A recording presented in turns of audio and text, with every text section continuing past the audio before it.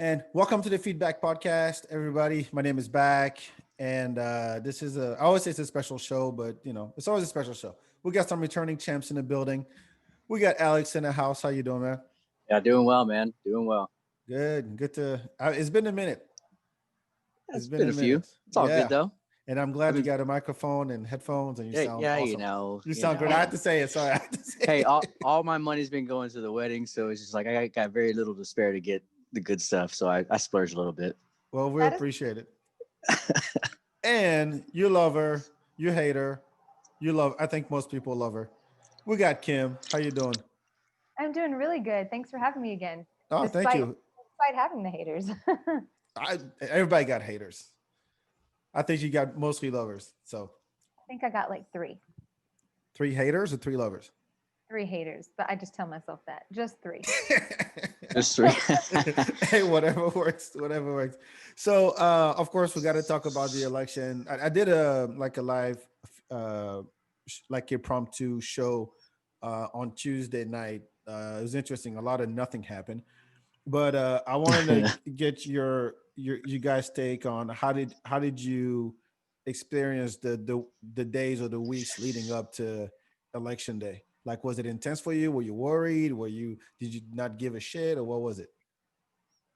I think a little bit of all of that for me. Like it was all of it. Like all of that. Like every single emotion you could think of. Uh-huh. Uh yeah, I mean, I didn't think it was gonna turn out like this though. I mean, this is one of those scenarios that you're just like, yeah, I was thinking it's gonna be one or the other, and it was gonna be like an outright thing. You want to do other what? Joe Like it Biden was or gonna Trump? be Yes, like, but yeah, it was just gonna be like Trump was just gonna landslide it, or Biden was gonna win it. Like it was I wasn't thinking it was gonna be like so split as it is. Hmm. Like I wasn't expecting that. I was thinking it's like all one or In- the other. what do you Interesting. think? So for me, if you remember how passionate I was when we talked about the Yes, you one, were. I feel like it played out how I felt like it would. I felt like what I said back then kind of stood true. That I thought Joe and Kamala were not going to do some landslide thing, like what people were kind of saying online. And then on Trump's side, I didn't think that either. I thought it would be really close. I thought it would be longer because I thought Trump would, have some tricks up his sleeve if he didn't feel like he was winning. So I kind of already expected that. But I will say one thing that I don't think anybody expected from me, or maybe some people did. I actually wasn't going to vote due to, and I won't go into the story because we don't need it, due to a personal thing. I felt like I couldn't vote for either, just like personal wise. Hmm. And I talked with my daughter, and she made a pretty like firm stance on like how she felt about her rights in the gay community and as a woman. And it really got me thinking. And just last minute just came through and really pushed me to like go have a voice for her. And so Sinja and I, we really showed up and we went and we voted and we got our stickers.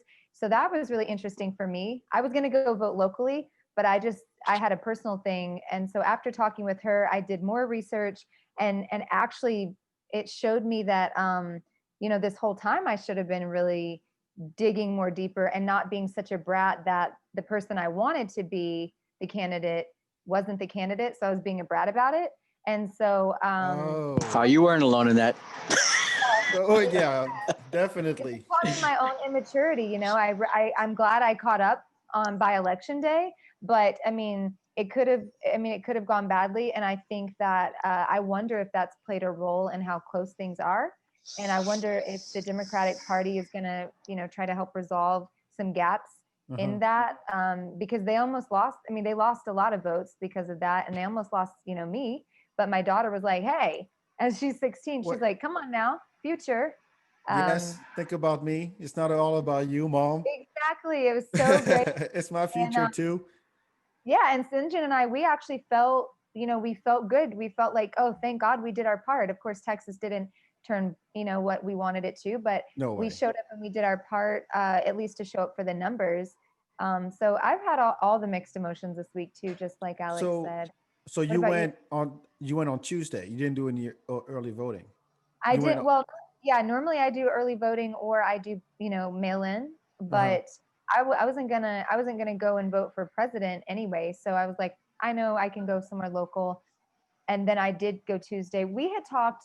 Thursday. So I knew I was going to go vote. It wasn't like last minute that day. Oh, It was okay. like 3 days before though. So, I mean, like, had she not spoken up in her stories, she told me, Mom, I understand why you can't go cast a vote for someone that you might worry has done something, to people in the past because of your history. I understand that. So she was really understanding.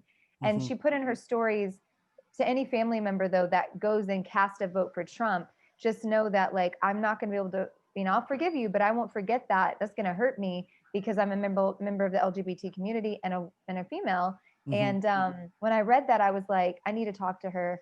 So I talked to her and my son, and they both really just said, Mom, it's your duty to really stand up and speak for us. And I was like, okay, I'll put my shit to You the got side, lectured by your own kids. my own kids to go vote, So, I mean, because you guys know I was a Bernie supporter. I really had that kind of like, well, we Same. need to teach the Democratic Party a lesson because they get away with this every time. Yeah, I And agree with that. The thing is like I was talking about it with my dad, who's in Africa, who's watching this from Africa, just laughing and well, laughing and kind of sad because most of his kids are in the U.S. He's like, "Yo, I'm so glad I don't have the citizenship. You guys have it. You guys are stuck over there." I'm like, if he goes, if it goes really bad, I'm gonna bring you guys back to Africa. I'm like, yeah, I don't know about that, but anyway, uh, he was saying that the oh shit, I just lost my point again. Ah, we had just talked about like I wasn't going to vote, and my kids made me vote. yeah. So it's like when you look at the whole panel of Democratic candidates, like when you had all debates and stuff, and then the idea that, oh yeah, the best guy we could come up with is a guy who looks like he's 105, who literally has brain farts, and who goes into debates and like basically recites his scripts, and that's the best we got. And I can see how that can be like depressing when you think about how charismatic Obama was, how charismatic Clinton was, and here we have Grandpa Joe, and Right. I had to quote Trump, but Sleepy Joe, because I mean it's like he has no presence, and I think one of the reasons why people like Trump so much is because the man is full of shit, but he has charisma.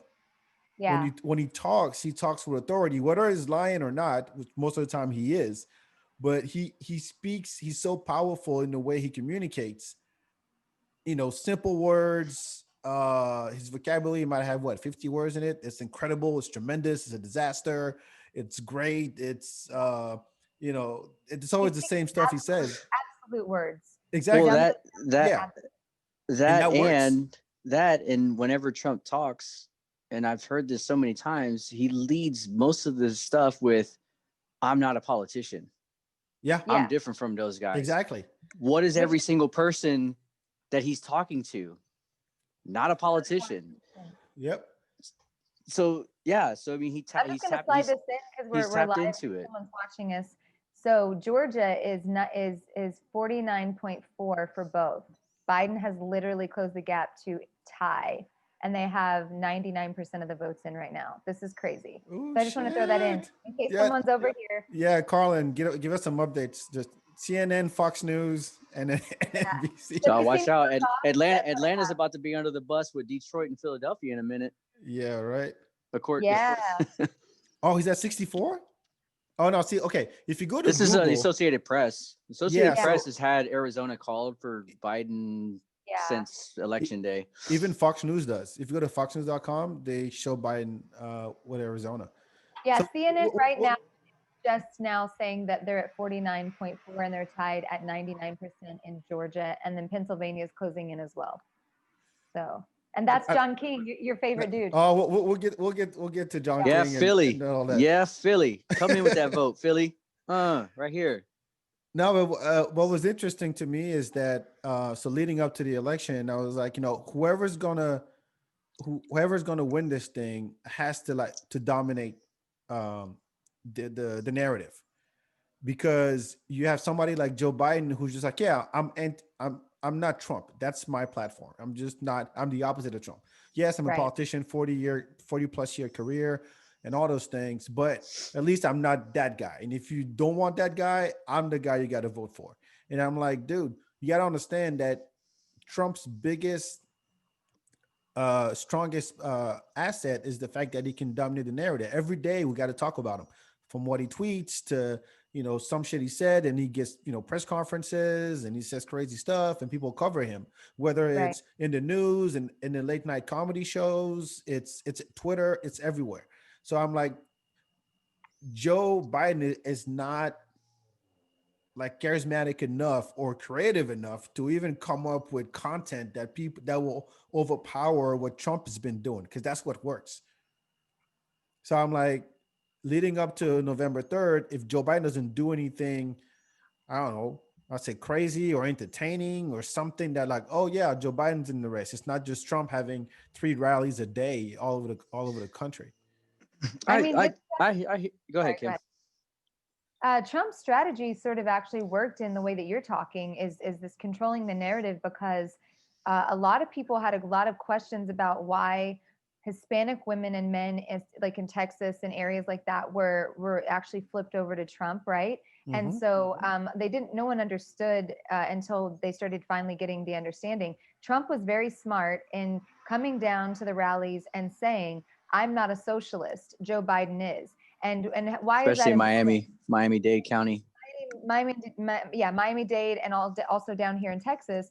The reason that's important for anybody that might be watching, I know you guys are a little bit more up on it, but the reason that's important is that you have a lot of generations that have, come over from socialist, South American countries that are Mm-hmm. socialist countries, and they were disasters. So in their minds, their parents left terrible countries that were, Mm-hmm. socialist countries, and that fear is what he played to. So when he said Joe Biden is a socialist, that's what they voted against. They were voting against something that they feared, and he's really good at that. And then also, he, with the African American vote, he did the same thing by bringing, every night of the Republican convention, he had another rapper on. He had another rapper show up Yeah. for him. And so that makes people question, if all of these people, these rappers and these celebrities are coming on, like, what is it that we're not missing? And they want to be like, it's that fear of missing out. What are we missing that, about Trump? And then with Biden, it was like the same thing, that crime bill narrative that Trump kept putting up, the And crime his bill narrative laptop, his son's laptop, like his son was and the running for laptop. office. So you're exactly right. Like, Trump is where he is. I mean, it's what I said back when I was talking. If someone has to control the narrative, too, is what I was similarly talking to. I think that if there was a better strategy by the Democratic Party to get ahead of these narratives before, we would see a bigger increase right now, perhaps. Mm-hmm. But Trump was really good at getting, out there. So that put him, close. Hopefully, and from my perspective, hopefully it doesn't work out, but it put him close to where he's at. Everybody keeps saying, I'm so shocked that everything he did, people still voted for him. And it's like, I mean, a lot of white suburban moms didn't actually show up for Trump. It actually flipped a lot of like minorities in a lot of counties that were very shocking. So Mm-hmm. it's just a very good case study for a lot of politics going forward. So it always comes down to suburban white women. Every time John King will point at that at a county, like right here in the suburbs of Phoenix, in Maricopa, we have suburban white women. This is who you want to go after. Blah blah blah blah blah. Like here we go again. I don't know, man. I get like back your point about Joe Biden not doing enough or being charismatic enough. But like, dude, he has the most votes out of any president that has ever ran. Like any presidential candidate, Joe Mm-hmm. Biden will go down in history until somebody beats him. He has accumulated the most votes out of any presidential candidate. He has more votes than Obama got in 08.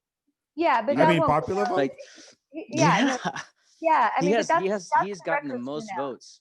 He's got the Right. most votes. And if he didn't get the votes, Trump beat the record too. So that's another perspective we need to understand. Trump Right. beat the record as well. So Well, it was the turnout. It wasn't Biden. It's the turnout. It was yeah. people wanted to vote so much against Trump that they just chose a dude that was anybody but Trump. And that's what we have to put in perspective. The Democrats going forward, or any party, are going to have to put up higher quality candidates. Oh, they need to groom the next person now. There's gonna have to be Manchurian Candidate or some shit, man. You got to get Oh, something. they're out there. They're out there. Ooh. They just haven't stepped up yet. No, To you that level know yet. by now. I believe we've got some people. I No, do too. you know. Watch that documentary. What's it called? The one with Uh, AOC. Yeah. Yeah. You think AOC They're is out next there. up? I know who you're They're out saying. there. You could just They're say out it. there. Okay, You could just I'll check it out. I just haven't. No, hey, AOC. I mean, come on, AOC. I believe it's possible, and she's knowledgeable. They're out there. They're out there. Like they're out there. It's just the fact of. I mean, I've said this before. Donald Trump is the quintessential WWF heel. Yep. Like he's it. I mean, hell, he's in the WWE Hall of Fame. Let's just be honest with it. But I'm just saying, like he's the perfect heel character, and he gets the reaction that a heel character in that arena of professional wrestling or sports entertainment gets. Yeah. And he's exactly that. And it works. It resonates with people. Yeah. I mean, that's a really good analogy. I have never really thought about that. I mean, he was in that was this like he retweets stuff from the like memes that he was in when he was in the WWE or WF, one of the two, and he was like he slammed somebody with a chair. Right. He clotheslined Vince McMahon. Yeah. WrestleMania 26 or something like that. I don't know. Yeah. And then he shaved his head. He shaved Vince McMahon's head. It was a hair versus hair match. Oh yeah. A couple of the comments that I wanted to point out. Ernest said, Biden will bring a calm to the country, which I wanted to, add my side to that. That's kind of what my thinking was when my daughter talked to me. I had to think about like, do I want 4 more years of this like frantic energy? And then it looks like Boris Wright says AOC won by a landslide. So, that's what I was saying, Alex. Like I was saying, you could say the name that you think they're out there, because he said she won by a landslide. I mean, it was not even close. And when she won it last time, she beat an incumbent that has had it for almost the better part of 2 decades. Yeah, I think and nobody came close to that guy, and she came in. They want movements. That's what drives people, is a movement of sorts. Obama had it, and that coalition around him. I really think the Democrats, the Dems or progressives and Dems, however it works out. I don't know how it's going to work out with the party system, but I think getting a coalition around your candidate sooner would really help. And then someone who is still they got to be charismatic. They got to inspire. They got to show that energy. They got to be passionate. They can't talk like a lecturer. I mean, remember when John Kerry ran, people were like, you're boring me to death. Every time he opened his mouth, and then you had Bush next to him, and people were like, I would have a beer with Bush than with Kerry. Kerry would just put me to sleep. And you can't have someone who loses their cool so easy. There was so many videos of Biden, like an old man saying, I'll punch you in your face. It's like, I mean, it's just like, those are not going to be great videos, Yeah, but you know what? I mean, I'm all about saying what you feel sometimes, but not in that spot. See, this is where I'm, and maybe we'll jump in ahead a little bit, but the future of politics, Trump has pretty much set the bar.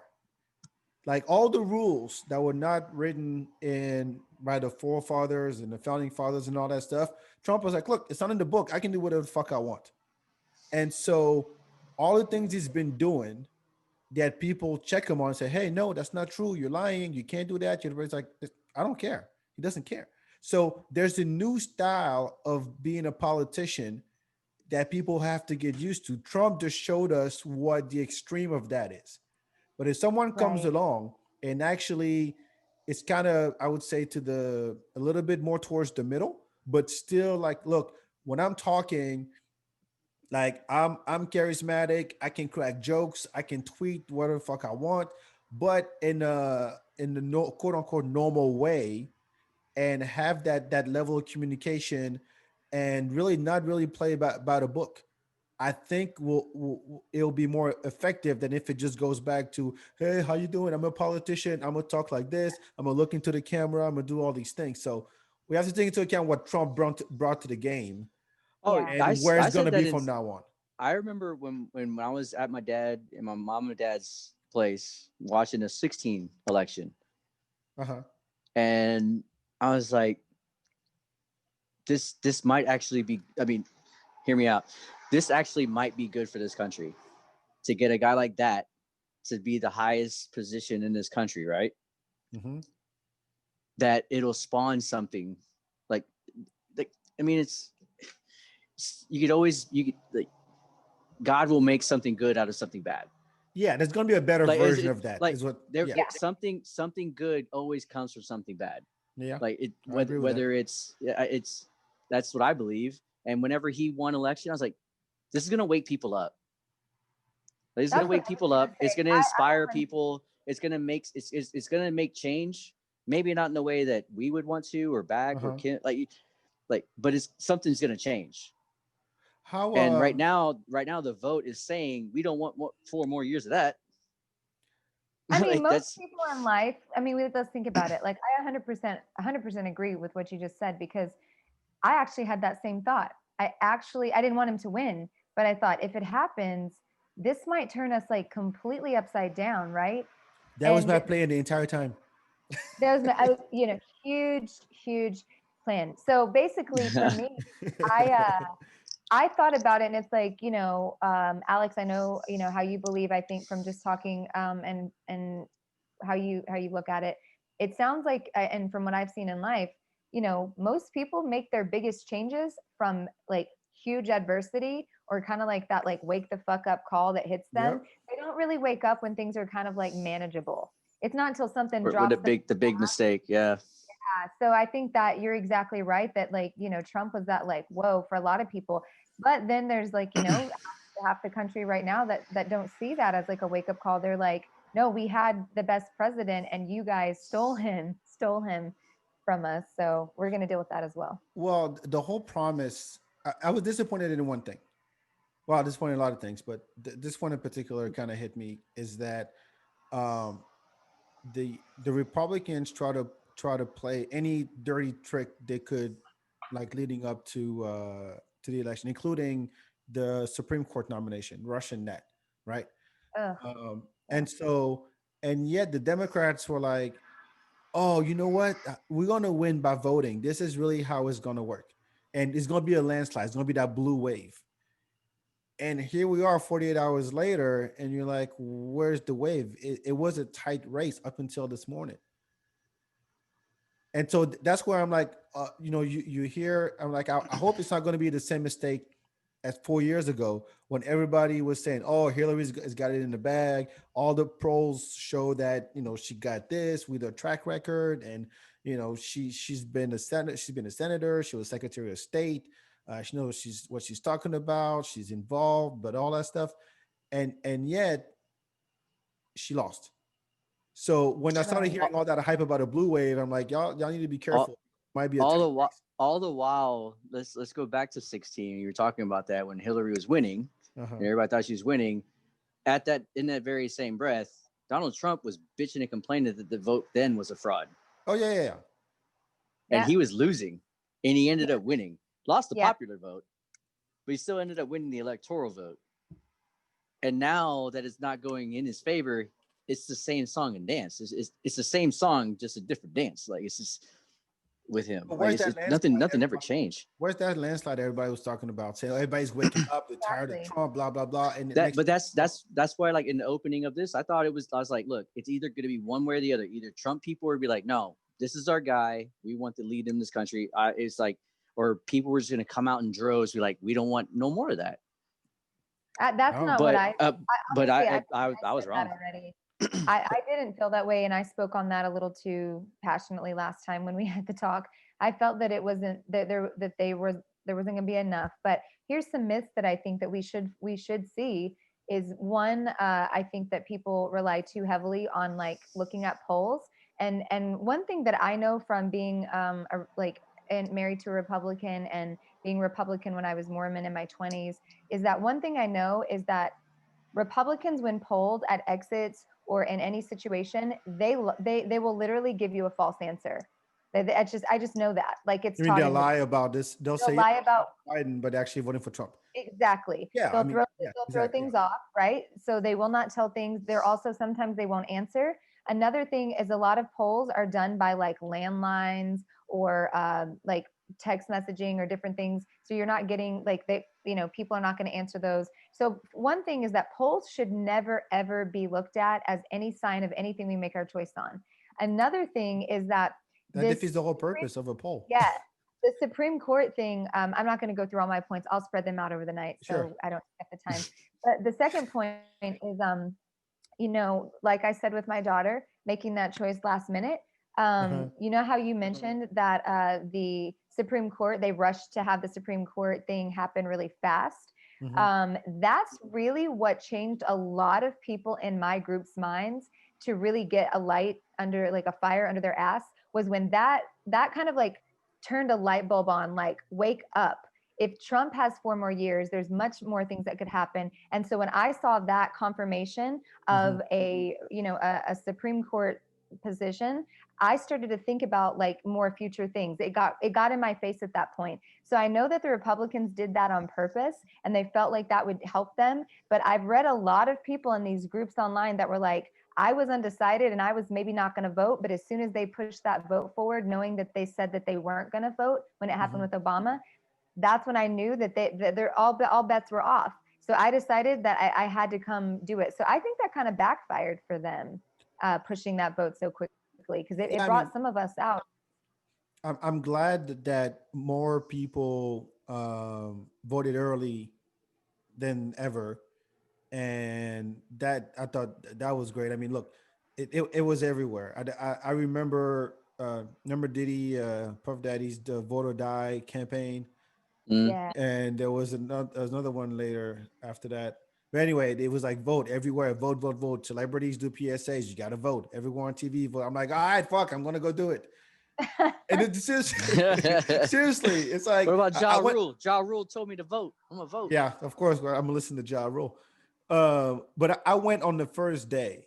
So in Texas, it was that Tuesday, and yeah, it took me an hour and a half. But it's the fact that it was I was getting text messages. I didn't even pick up my mail for a long time because I knew that everything in there was going to be, here, vote this and vote that. And then you're driving down the street and you see all the names on the lawns and you're like, God damn, get out of my face. Yeah. That was annoying. Yeah. I got did you guys get text messages too? Oh, I was getting text messages left and right. I was like, what is this all about? Hi, Like, I it's didn't even. Catherine. Hi, it's William. Hi, it's Kathy. Yeah. Oh, the best. Hi, your friend Kelly. And I'm like, what? I mean, be creative. Come on. I got a postcard. I got 2 postcards and they said the same thing, different handwriting. They're sitting on the calendar. Oh, man. But I mean, I appreciated the postcards though, because I was like, damn, they're trying always. If they could pigeon carrier this bitch, they would do it. Send some ravens out. Yeah, exactly. Like, so, I mean, you got, A for effort there, but I feel like it's like, it could have we don't know what's going to happen. I'm John Kinging this right now. We don't know what's going to happen, but, I feel like it could have cost, this whole thing because the strategy didn't come early enough. And I hope they learned that. I hope that the Democratic Party learned strategy, early on. As far as like Trump, St. John worked for Brad Parscale. I don't know if you guys knew about that. His ex-campaign manager. So he fired him about a couple of months ago. St. John had worked for him during 2016. So Brad Parscale sold his company and then moved on to be the campaign manager. He was fired a couple of months ago, and the strangest things happen. He gets fired, doesn't know he's going to get fired, went on a Wednesday, and then all of a sudden, like a couple of weeks later, the cops are called to his house. The wife is saying he's like, flailing a gun. It's all on video if you Google it. And he's been, put in like, place for mental health right now. And he's brought, and she's on video saying that Brad's saying, you don't know what I had to do. You don't know what he's going to do. You don't know what I'm going to get in trouble for. I could, my whole life could be over. And so it's just very interesting that people don't understand that strategy was so important to Donald Trump that he made that a priority. He made the strategy understanding it wasn't just him, the ideas were not just coming from him. So the ideas to kind of target those, like you said, Alex, those counties in Miami-Dade, people were shocked by some of the voters there but somebody had to come up with an idea that if he went there and said Joe Biden is a socialist, it would flip so quickly, and in Texas and in some of the Hispanic communities. So a strategy plays such a big role. It's not just integrity. I kept seeing that kind of battle where it was like Joe Biden has the integrity, and it's like, but strategy does matter. Oh, I think that the whole thing where he got COVID and then he recovered within days, and he came back and said, "Oh, I'm immune now." I And don't think people he like, ever had it. I'm just gonna no, say it. look, I No, know, I look. I don't think he ever had You, it. you don't know. That's the thing. It could be totally fake. It doesn't you matter. don't The know. point is, it worked. You guys know that the Prime Minister of the UK, Boris, got it and got Yeah. much more sympathy. His ratings went up after he got COVID, and then a month, like 3 weeks to a month later, Trump gets COVID and is doing Oh yeah. similar things. So I mean, like obviously they're again strategy. They're No, seeing what places. that last debate that I saw where you had Biden walk up on stage Uh-huh. with a mask, walk off the stage with the mask, and Trump did nothing. I'm like, hold on, one of those two guys actually got the virus, and the one that actually says he got it doesn't really give a shit that he's just walking around with no mask. No, doesn't matter. Like Yeah, I liked his like line in the whether debate. you I got some special medicine, and maybe it makes me immune for 3 months, maybe forever. Who knows? Oh, Huh? he's so good. He's so good because I don't and I was talking to my fiance before I got on this, right? And I was like, I maybe it's because I have this my personality, my mind always wants to know, it wants to like tinker or figure out or wonder how things tick. Mm-hmm. And I put that on people when it comes to this situation. Like, why do you support him? Why do you like him? Why do you vote for him? And she says, like, it's not your job to know. Exactly. Like, you're never gonna understand that. Yeah. Like, when you there's no accept, you're absolutely like right. I'm paraphrasing Candace. Like I'm never gonna. It's like me trying to understand Candace's wants and needs and make sure I fulfill them all the time. I'm never gonna understand why she wants to do the things she does. Like, I'm never. That's a I stretch. just gotta. I'm never. Like, I'm not. No, but it's the that's same the thing thing. with this. It's like I'm never gonna understand why things tick in the sense of like why people support him. It just baffles me. Really, it I have does. theories. I have theories, and I think I don't know, it makes sense to me.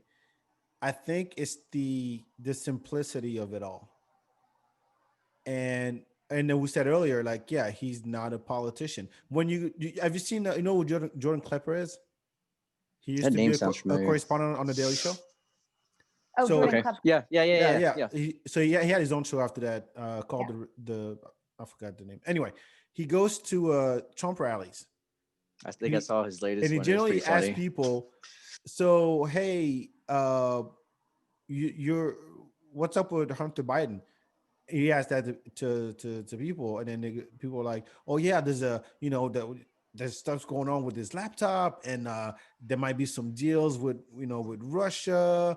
And Jordan be like, so what's on the laptop? Oh well, conspiracy theorists say that there's actually stuff Yeah. about dealings with other countries, and then you go, yeah, but that makes you a conspiracy theorist if you say that. And you're like, Yeah. so that's the level. And I hate to paint a brush and say, okay, that's middle America, it's Kentucky, it's Arkansas, and all those states, the flyover states. But It's not. No. no, I mean I it's middle it America. is. You look at It the is. map; it's always red in the middle. No, it is. But I will tell you something that shocked me when you're done. Go ahead. Okay, so but yet people like that. They like the charisma, they like the simplicity, and they like the entertainment. His rallies are not political rallies; they're roasts. When Trump does debates, he roasts the guy next to him. Like, he doesn't give a shit. It's entertaining. It's funny, and he'll go after anybody. He talk shit about LeBron, about Lady Gaga, about Beyonce, and you're sitting in the crowd and you're getting a show. The man's just he's a showman guy. That's what he does. He knows how to entertain. He knows how to get ratings. and he knows how to communicate in a way that resonates with people. Well, And that was so his whole life before he became exactly a that's what he's great politician. at. That's what Like, he's great Yeah, at. so that's why he knows it, and it's second nature for him. That's something we need to recognize. This was second nature for him. He really understood reality television. He understood the climate of our society that was addicted to reality television, and all he had to do was take those tactics and apply it. So just something put that his shocked thumb right on it. yeah, something that shocked me is I actually went a different direction the last couple of days. Some people knew I wasn't thinking of voting, and so then when I posted I did, I knew they were going to ask me why I did and who and all that. And I actually have some great people that I can have good conversations with. So some friends out in California, Seattle, they're moderates, kind of in the middle sometimes, but they don't like Biden. They don't like Biden, and it was confusing to me as to why they were going to vote for Trump. Someone asked me yesterday, and we had a conversation. She said, "Can I ask you some triggering questions?" But they weren't triggering. So Hmm. she asked me some questions, and I told her my answers. I asked her back, can you explain this Trump phenomenon to me? Because I know you're educated. I know that you're well-rounded. I know you have good integrity. So she was talking to me, and she said, I don't trust the Democrats. They're dangerous with That's another, yeah. geopolitics. And I was like, geopolitics, what? And she's like, Trump has really rebuilt our relationships with China. And she started listing out all of these things that I will have to admit, I don't know if they're true or not, because I wasn't even focused on those things. They're not even Hmm. on my radar. So I was very confused when she told me, because I was like, I have no response back. I have no information on this. I really had told Sinjin, I said, I'm going to have to go look these things up, You went on a because trade war. yeah, she really felt like she literally said the words, "I'm scared to death of 4 years under Biden with any of these countries," and she named them. But with Trump, at least I know that he has the ability to do XYZ. She gave me these very like educated sounding answers. It They're not wasn't talking the big. points. They didn't sound It like wasn't. talking points at all. No, they sounded like they really made sense. I don't know if they're true or not, because I have to go look them up. And I made some points and some notes, but I was very shocked by that. I had many conversations like that. I mean, many. Okay, I had four, but still That's more than four. one. Yeah, that were this repetitive. I had a bunch of conversations, but I had four that really shook me, because they were really giving me information on things that I was like, he really fed the narrative on some things. Like, one question was about, why did you vote for Biden with 2016? And I said, well, because my daughter, talked with me, gay community, all of this. And she goes, Trump is not anti-gay. He's not anti-gay, or he's not this. He just allows people to be that way. And that's another point that I wanted to say, and I'll stop, is that I really believe this. Hmm. I believe Trump's racist. Okay, right. I believe that. Sure. But I believe that there was some really great strategy in not answering questions. And so what happened was, people labeled Trump as the bad guy only. But what we really need to like highlight is that half of America still thinks like Trump, and they were just waiting for a person to give them permission. So Exactly. Trump gives the permission. Yep. And I think that's Yes, thank you. That's Yeah. So exactly the conversation me and mhm. my dad had Is that a back in trumper? 20. No, hell Oh, no. I'm sorry. Sorry. Honestly, I don't even know. I mean, I have to ask my dad in Starbucks in heaven if he'd voted then. But anyway, Oh yeah. but like when it came to like what Kim was saying, like it's about the mass of people that follow this guy. That scares me more than anything else. It's not about him. Yes. He's It, just one person. He's right. one person with a I'll lot of never power. meet. With a lot of But power he's though. one That's what. person. But how much power does he really have? No, no. I get that. I get that. What I'm saying is that yeah, he has like it's a cult. At this point, it's a cult. Even within the Republican Party, you're not a Republican. You're a Trumper. There's the classic vanilla like Republican type. That's Mitt Romney, right? That's John McCain, rest in peace. And then you have Trump fans, the Trump Right. camp. And Trump was able to take the Republican Party and make it a Trump party. All the shit he's been saying lately about recounting everything, for the first time, there's no Republicans talking. Yeah. None of them's talking. You don't hear Mitch McConnell. You Because don't they hear don't want to be anybody. on that ship when it sinks, man. Exactly. Because And they this don't is want the to be on that ship when it sinks. and this is the first time that they're not backing him up, because all the other outlandish shit he did, they all were like, oh well, it's Trump, you're gonna say whatever. But even when he said when he yesterday, no, on election night, when he came on like late at like 2 a.m. or something, and he said that, yeah, Yeah, I I saw claim that. all these states and I won. Even Pence was like, I don't know. And just right after him, Yeah. just straight up said like, "Oh, we got to, let We gotta let the democracy process happen. We'll keep go the and process go. We're gonna keep counting votes." And you should have seen. I think I I saw found, Trump kind of look at him like side eye him a little bit, like, like yeah, motherfucker, I this brought you here. dude. yeah, Now you gonna do exactly. me?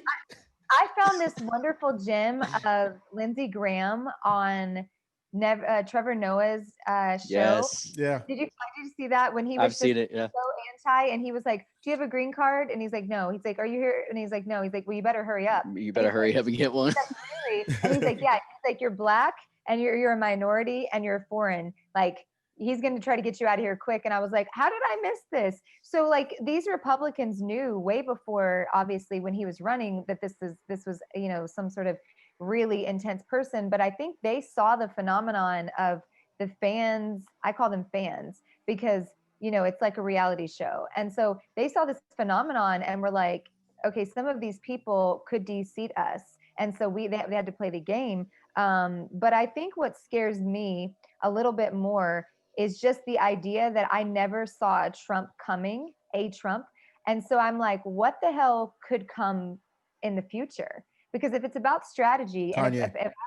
if the social dilemma we talked about, okay, Biden will calm the storm right now. We'll get a break to breathe. But like, think about it, like the social dilemma we talked about, mind control and how the media Yeah, works yeah, and how yeah. online works.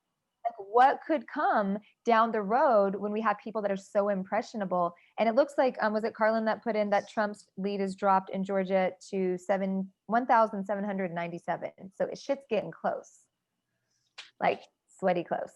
So Like, Kanye got 60,000 Yeah, I votes. was here 60,000 votes, man. 60,000 votes. Who are these 60,000 motherfuckers that thought that would be a good idea? See, that's the thing. Also, it's like I'm there. There are people out there who vote on a presidential election like they would vote on like a class president. It's still a popularity contest. We talked about this many times on the show, but right. it's like, oh, as a goof, I'm gonna put in Mickey Mouse, or I'm putting Kanye, or I'll put in my neighbor, or I'll put in Joe. What's his name? We're gonna vote for Leslie. Yeah. Yeah. I'm like, Rest in come on. peace. Yeah. Or Tiger King guy. I'm like, really? Like you think that this one, you know, right, actually obligation that you have as a citizen, you're gonna waste that on Kanye fucking West. Right. 60,000 votes. That is not nothing.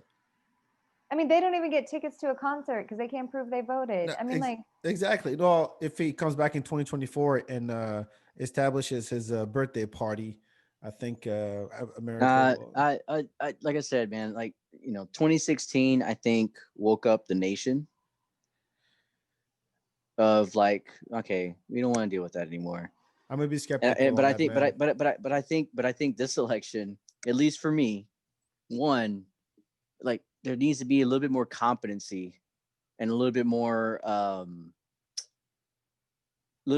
demand of competency from somebody that we have to decide to choose as president of this country. Yeah, Like I just feel like I don't know. you have to understand his followers do find him competent. They find him yes, extremely that's the competent. thing. Exactly. So when you hear, listen, when you and I'll reply to Bobby here in a second.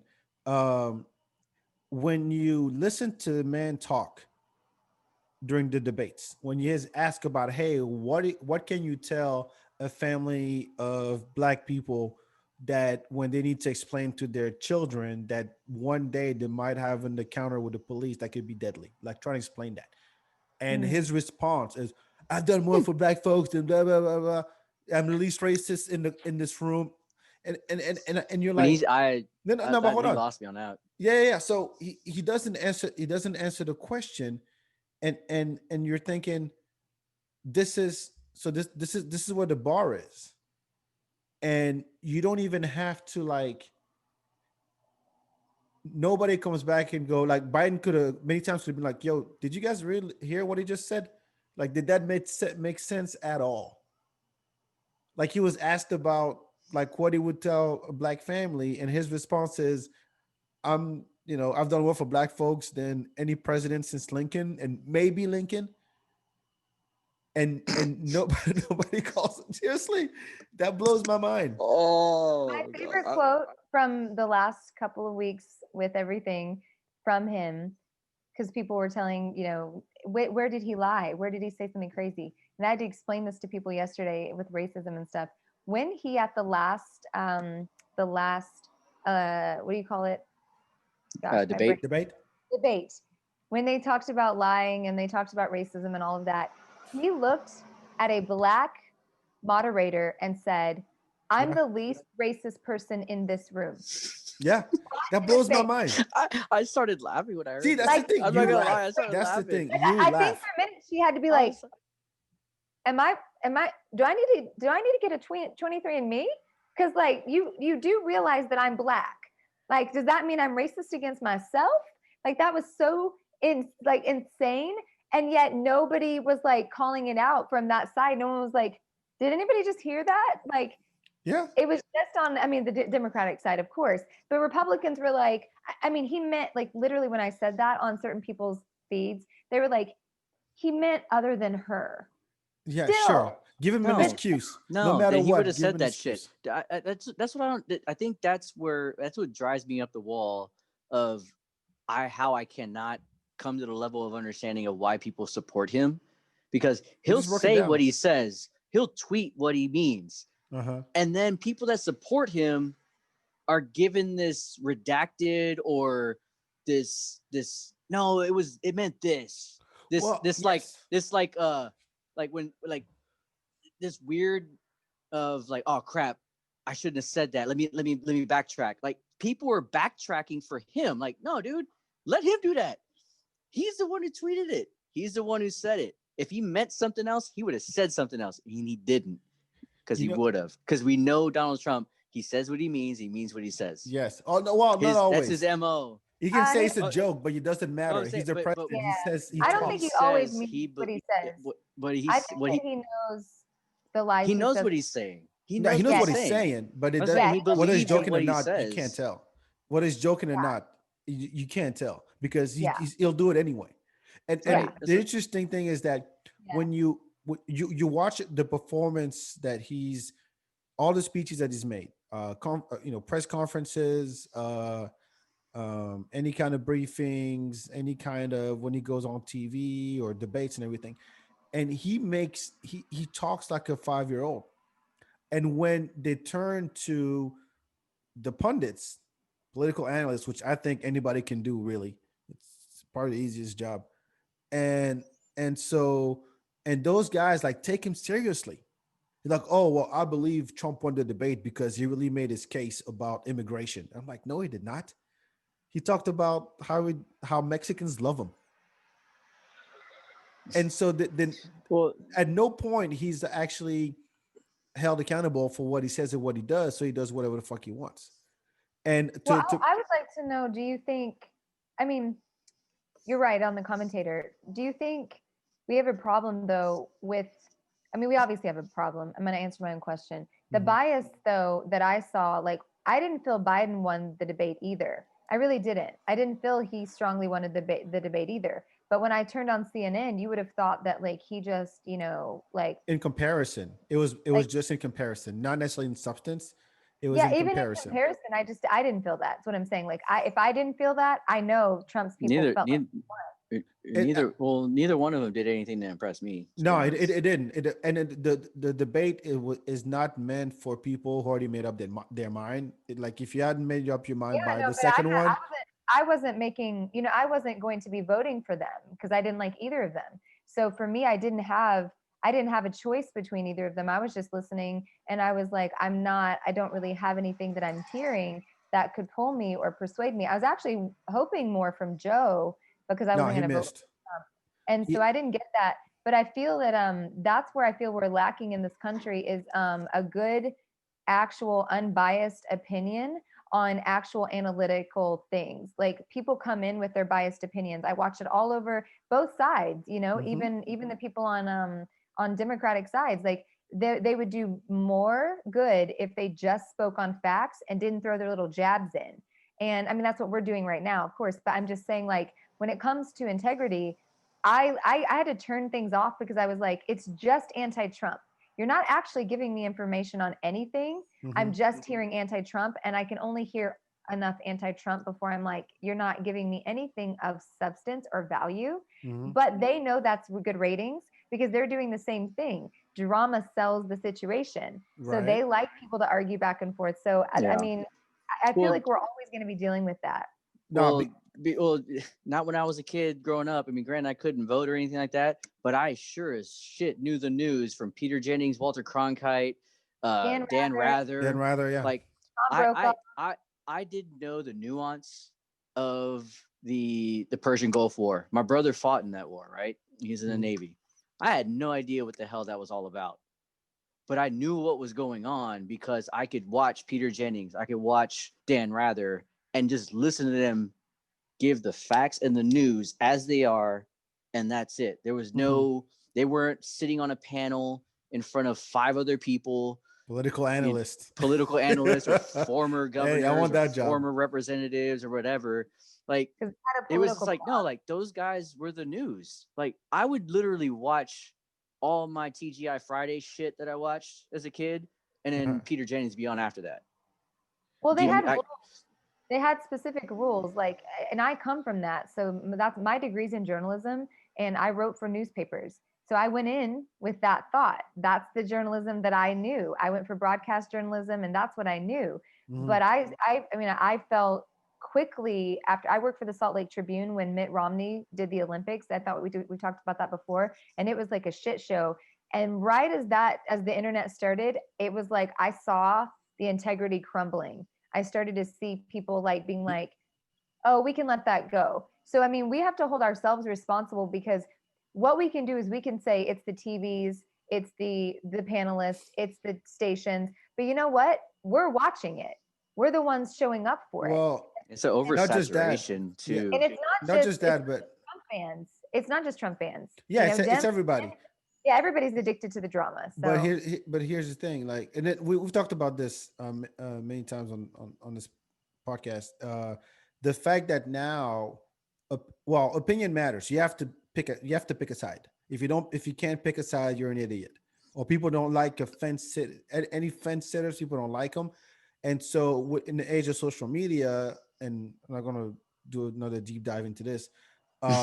Where everybody's opinion matters and where the news becomes social media and vice versa, then yeah, there's going to be bias no matter what, because you're going to, the same way that you post articles that already agree with what you're saying, and then the other guy posts articles that agree with what they're saying, and then you put on Fox News, and that's the article that you pulled, and they pulled MSNBC, and then at the end of the day, it's like, okay, so who's right or who's wrong?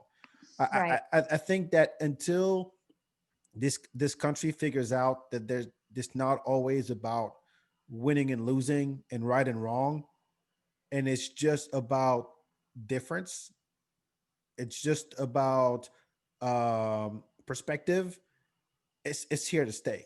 I mean, the fact a debate to me is not necessarily meant. There's not a winner and a loser. Oh, you won this state and they lost that. Oh, you won that county and you won that election, but you lost this.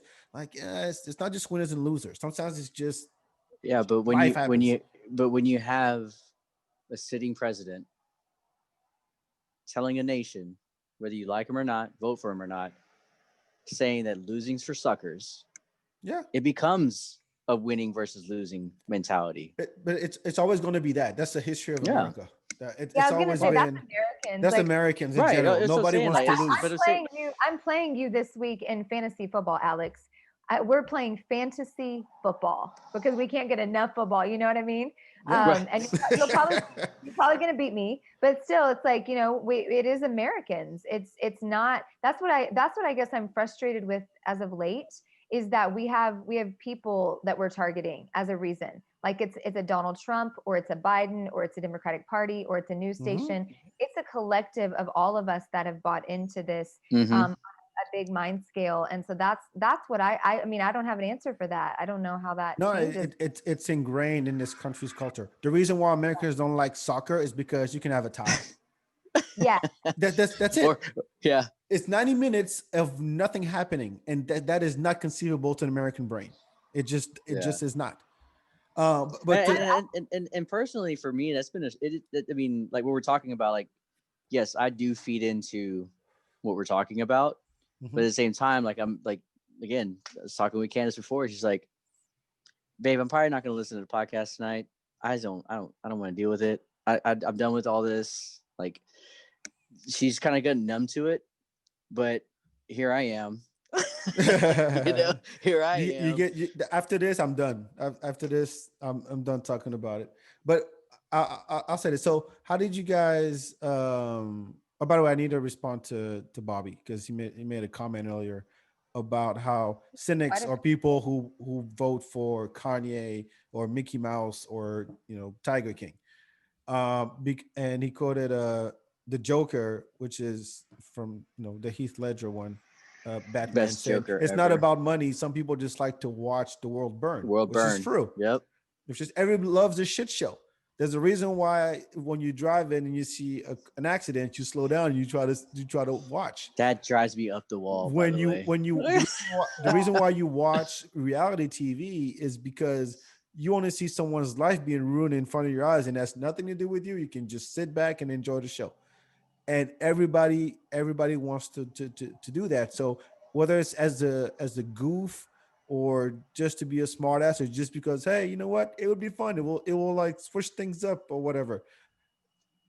People who actually had that kind of reaction and end up voting for Trump or voting for Kanye or whatever. So I just wanted to respond to Bobby, but I want to go back to the election night. Did you guys follow? Did you watch it on I election stayed night? up. I stayed up probably way too later than I should have. When did you Yeah. start? Like how early did you start? When did I get home? I don't know, like 5:30, 6 o'clock. I mean, Wow. I took a break. I took a break because I had, cooked dinner, hung out with the fam and stuff like that. They didn't want to watch that stuff. I'll take that back. The 10-year-old Brooklyn, she was interested in kind of watching it, and she was asking me questions. I mean, she doesn't know what's going on, and she was asking me just asking me questions about all this stuff, and she's big into Hamilton. Oh, so now she's like getting into this like history of stuff like that. I'm like, yes, now we're talking, girl. Let's talk about some U.S. history. Let's learn it. Okay, have her watch Drunk History on Comedy Central. Yeah, She's not old enough for that yet. She's not old enough for that yet. Oh, yeah. I forget how old One day we will, though. One day we will. Yeah. I started my kids. I'm in a very interesting spot. So I started about 7. We came home, and my kids are with their dad, who is he flew down from Seattle. So he's with them in Austin this week, but he's very pro Trump, like really verbal about it. And my daughter obviously isn't. My daughter's very much like her dad in a lot of ways, just the opposite way on beliefs. So they have very similar personalities. So she was like texting me, my 16-year-old was texting me consistently with updates. And then we're a very political family, just our background. So our group text with my kids was just going off. My friends are very political. I worked on a bunch of campaigns a couple years ago out here in San Antonio. And so like that was blowing up. And what I recognized was like, I had to go, I'm not going to get an answer. And all I'm doing is providing this low level of anxiety for myself. And something that I've learned is exactly what you said, Alex, is that, it's like your wife was like, I just don't want to watch this.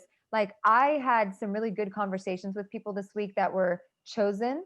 I specifically chose who to have conversations with. So there was no drama. I could just have a conversation, no back and forth. But when I was at my sickest, my disease was triggered by stress. So I couldn't watch football.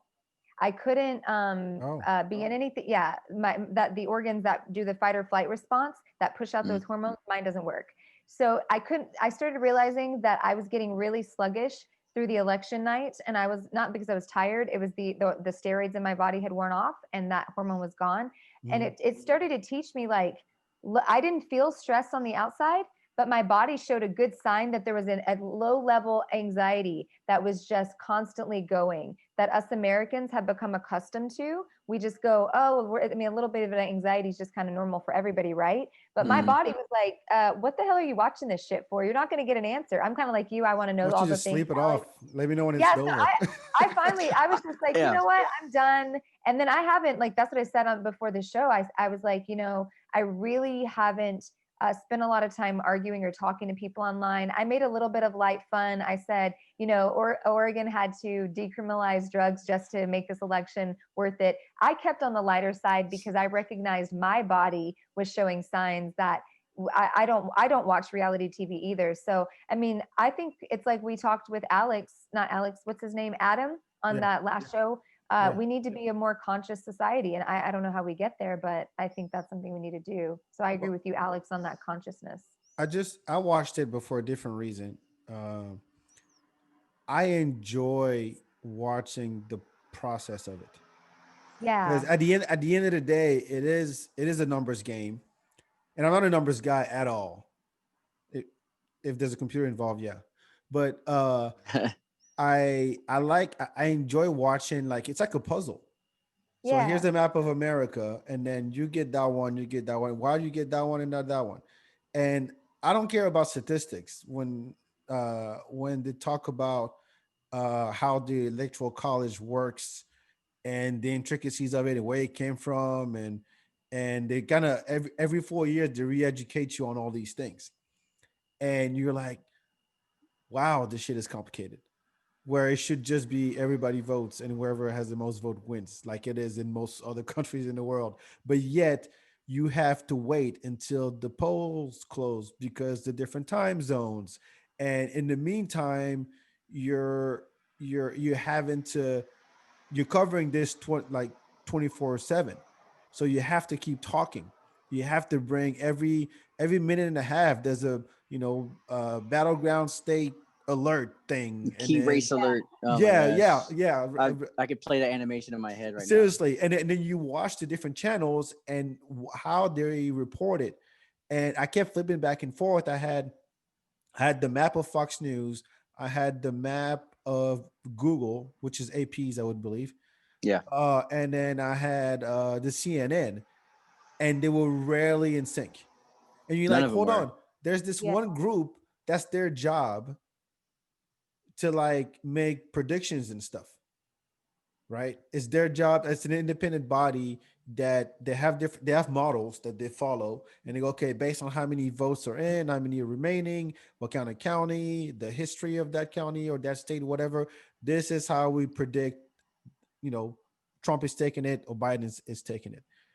And yet that same information is sent to different news networks and different outlets. And then some of them go, oh, you know what? I think Biden got that one. And that blows my mind. yeah. Yeah, I mean, but that's part of this. That's part of the show, though. I mean, Yeah, I get it, but it's part that's of what the that's it's what's part of the intriguing to show. me. Some Yeah. of their most expensive ads run during those nights. So they have to make it entertaining. Like you guys brought up earlier, John King, like there's a reason that people go to CNN because they know how he's going to act every year. They know he's going to Oh, pull it's that so map good. up and give all the options and then say, but we don't know. But he has those old maps. He's got it ready. You know, like I'm looking at him right now. I mean, he's still on point right now. I mean, I've been like, is he on Adderall? He's been going for like I don't 4 know, days. but the Yeah, man right. talks. I love it. I fucking love Yeah. John King. And you have Chuck Todd on NBC, like trying to do something similar, but no, John King is just like on point, and he knows Yeah. every county. Some counties that have funky ass names, he still knows how to pronounce them. Yeah. I will And say this: the other day, I don't know where it was. Was it in Georgia? But it said Houston County, and I uh-huh. guess in Georgia or whatever state it was, they call it Houston because he said Houston. I was like, hold on a second. Is this Superman 3? What's going on? and you and you realize, like, wow, people live there. Oh, they live there too. Here, It's crazy. this is great. Colin, can you pull up that video of the guy doing an impression of John King? And he's on This ought Google to be Maps. good. The dude is on Google Maps with his mouse. If you if you should make sure you share the sound, because this is hilarious. Drink break.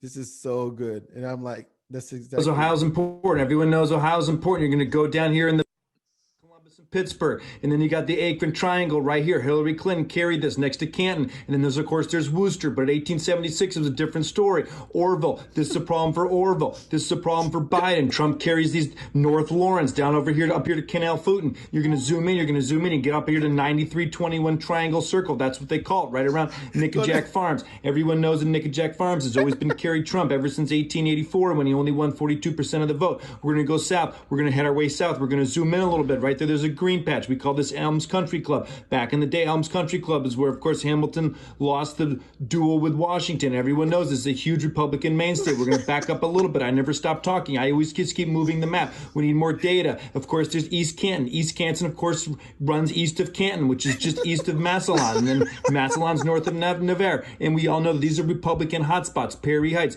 Biden, exiting polls say that the 627 is backed up here all the way down to 77. I never stopped talking. I was told to keep talking. Never stop talking. Keep moving the map. Everyone knows about East Sparta. But let me remind you, because East Sparta carries this. Anyway, this is exactly John King. They gotta keep talking. It's a Republican hotspot and the triangle circle of 71. That's good. Oh man, west. That is like amazing. there's East Canton. It's east of Canton. That was so great. And although this park was where Hamilton battled for George Washington. I'm like, wait, that's not, or whatever. It doesn't matter. It doesn't matter. So this is what I mean by the process, and like the alerts every 2.5 minutes, and John King talking. Well, okay, so it's almost like speeches when people give speeches, and Kim, you probably say something like this when presidents or people that are like influential people. It's like there are pauses written in speeches to emphasize certain points, to gloss over others. Like there's some rhythm to that as well. I don't think Trump does that at all. No, I'm talking about just in this John King television. Yeah. Like there's rhythm to all of this, like to where it keeps you in it. It keeps you like wanting more and wanting more and wanting more. You know that the news voice. No. You know what I'm talking about? Like they have that cadence when they deliver the news. Yeah. It's hypnotic. And if someone comes along, there's people that study that stuff. Yeah, I'm there's sure people out there that literally study that. So last night, I told you that's what I studied, right? So I went into broadcast journalism, and I had a very thick Southern accent. So and I was at the University of Utah. So the reason that people have no dialect on the major channels is because you get docked points in school if you sound like you're from any area. So there is a cadence. So what you're talking about is actually truth. It's taught in broadcast journalism. You speak a certain way. It's just like, have you ever watched the reality shows and they like the motorcycle shows or all of them, they all sound the same when they're being interviewed. It's because they teach them that script of how they speak. So with broadcast journalism, the same thing goes on where they teach you this way of speaking. Of course, you put your own thing on. We were watching CNN and there was this woman that kept talking, and I'm trained to hear that. I'm sensitive anyway, but I kept telling Sinjin, she keeps doubling her words. She would say that we've done earlier this evening. And I was like, how the hell is she on there? I would have been literally kicked out of my class in broadcast journalism for doubling words. But it's also a nervous thing that people do. But she was doing that, and she would say that, and that's a way for the person to catch up because they have so much information that has just been given to them to be remembered. So when they say that it's actually something so that they don't say or And so you rarely hear them say or yeah, that's true. Yeah. That is true. So, I just said it again. I just said yeah. So they do the word twice. Are you a journalist or not? Right. And I used to be. I mean, I actually, used to write for newspapers, but I feel like it's funny to watch that, and the American public don't actually understand that you are trained in that. They think that you're really good at speaking and you go on, a lot of people do though. They think you go on, you got a degree, you worked your way up or something. But honestly, it's a training program that you have to speak a certain way because they don't want anything to be regional on those major nightly news places. But what about the local one? If you local news, it doesn't matter, right? Because you want to be from there. So like low amounts. they just go there. Those stations don't have as much money. So, I mean, like, I watched my parents' news station when I was back in Arkansas, and oh my God, I was like, what the hell is she saying? What the fuck was that word?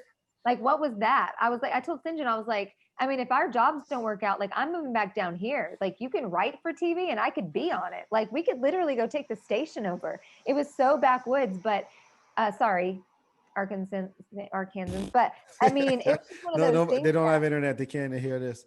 Yeah, I don't, they're not going to anyway. And Marcine's from Arkansas, y'all. Yeah. So it's really funny All that good. It's all good.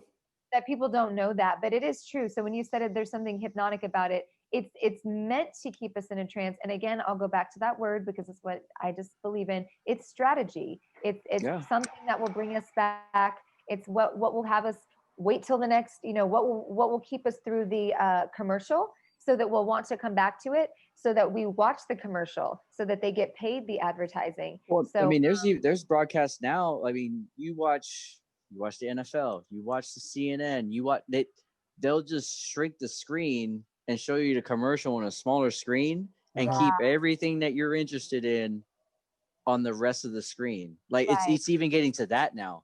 Oh Like, yeah, I mean, so we're like realize they don't even stop covering they what can't. they're talking to you about. right. No, they don't. I mean, all that is studied. I was, even the fact that you have, the commercials get louder, even though you didn't touch the volume on your TV. You ever notice that?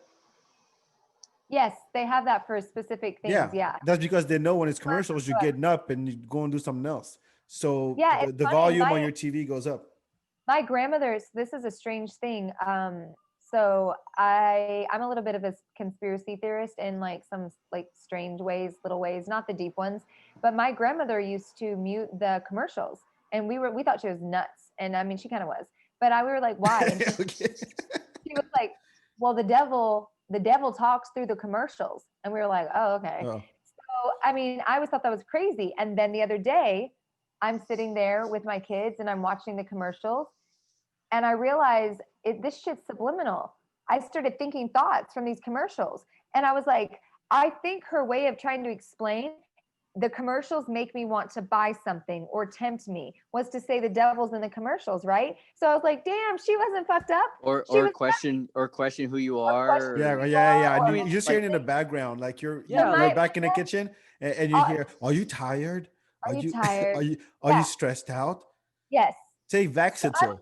I was like, I don't she know, actually had it right. I mean, she was still crazy as fuck, but still, I mean, she had a big brain tumor that kind of made her a little off, but she was right about that in certain ways. And I don't know, I think it's like, there's another thing, like, going back to the speaking styles, like another reason that like Obama and like other Black leaders mimic the speaking style of like churches. They subtly ease their audiences. Have you noticed that? Yep. I mean, I used to go to black churches when I was growing up. My past. Yeah, she's done it all.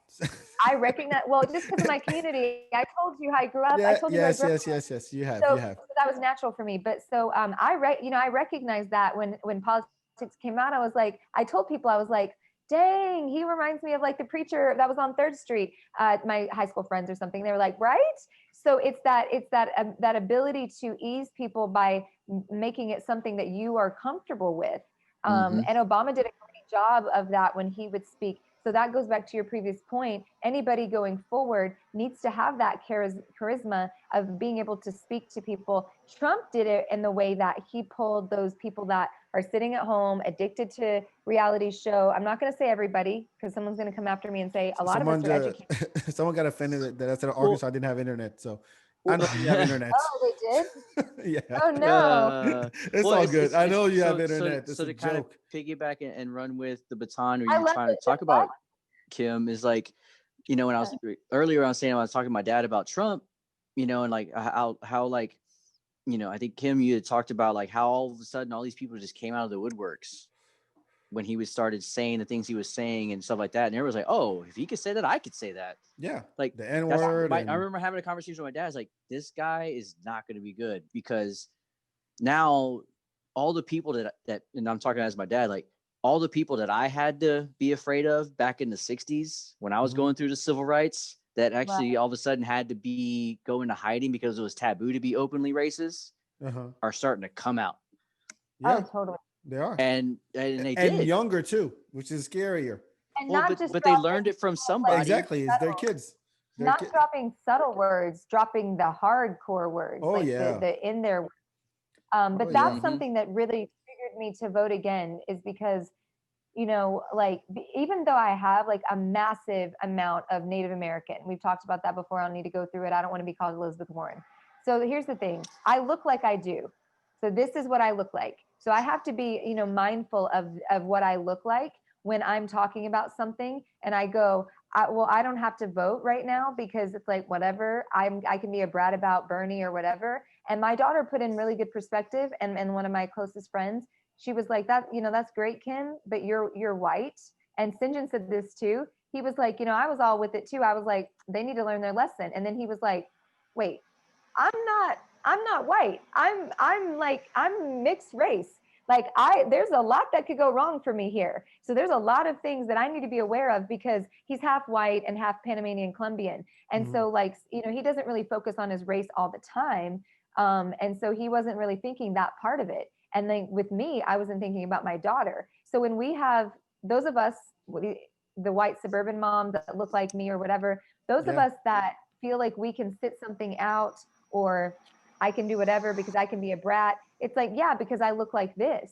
And I don't think we hold ourselves accountable enough. I mean, even this dude kept calling me woke. He's like, you think you're woke? And I was like, I really don't. I actually realized that I'm actually pretty not woke, because you're black if on the inside.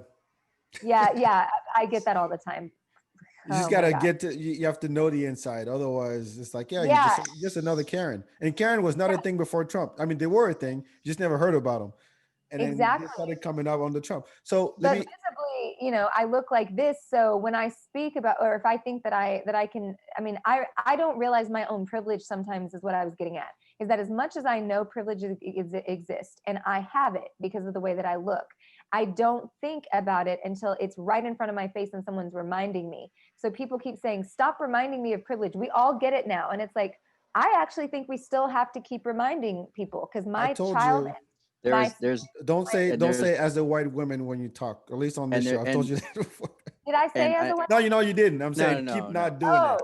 But I will say this though, to Kim, your point, everything that you said that you've been doing or try to do, or who you are, is exactly the same thing, in my opinion, a certain football player for the San Francisco 49ers did almost 4 years ago. Oh, totally. Who are you talking about? I don't know football. Colin Kaepernick. Oh, everything that Kim just said she yes. does, and she sees she sees the world around her and how the world reacts to her. Same thing Colin Kaepernick did. Colin Kaepernick is a rich race dude, and he may not look white or look white to get that privilege that, you know, like Kim was talking about. Yeah. But he's $1 million football player, and people took that privilege, and he didn't. And he could have taken that privilege and said, whatever, I got my paycheck, but he didn't. Right. So, but he got, and lack of a better term, he got crucified for it. No, totally. No, I would, and I want to go back to election. I think we're coming up in an hour and a half almost. By the way, where are we? I want to get where are I was gonna say, where are we? It's been a while. Did Nevada get their shit together and they took the sloth out of the counting office? Or the count? Hold on, let me get my phone. Colin can share the numbers here. There we go. Let's see. George is still tied. George is 49.4. Wait, this is Google, so it's not Google. Wow, just a couple thousand votes. This is crazy. This is too much. This is what I was saying. That low under. You know what's funny? When he was, he came on today again and saying, "Oh, it's rigged. They didn't let observers into the office. I won the states. Blah blah blah blah." As he was talking on all the channels, you could see the gap between his numbers and Biden's number just going down as he was talking. Yeah. And then everybody, and I watched it on Fox News and CNN and NBC at the same time. I was working too, but anyway,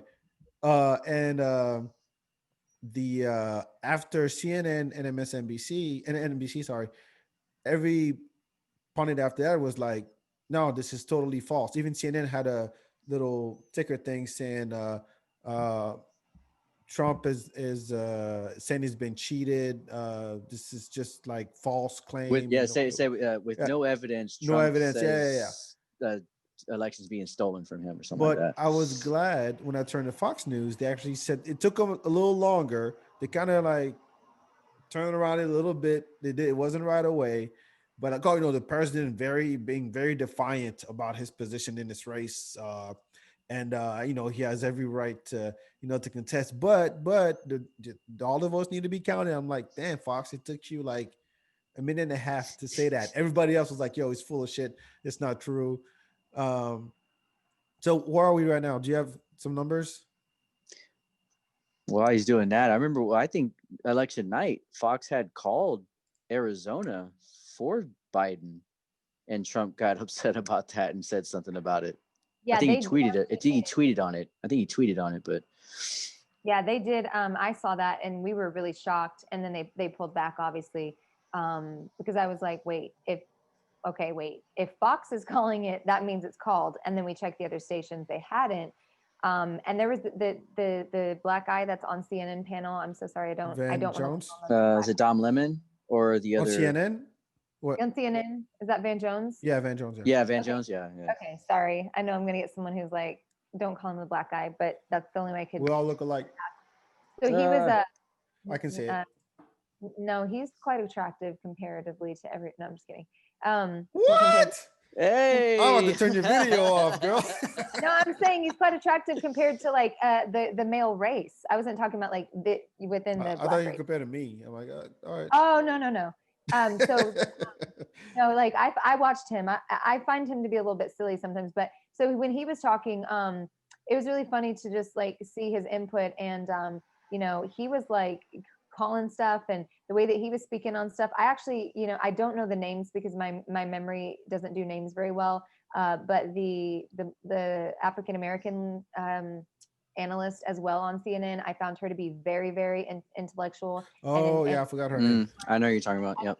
Like I really enjoyed watching her too. I really enjoyed her watching her. I felt her composure was great. I felt she did not make jabs. She was not sarcastic. She wasn't passive. So I really leaned on her most of the night with the other lady that she was speaking with.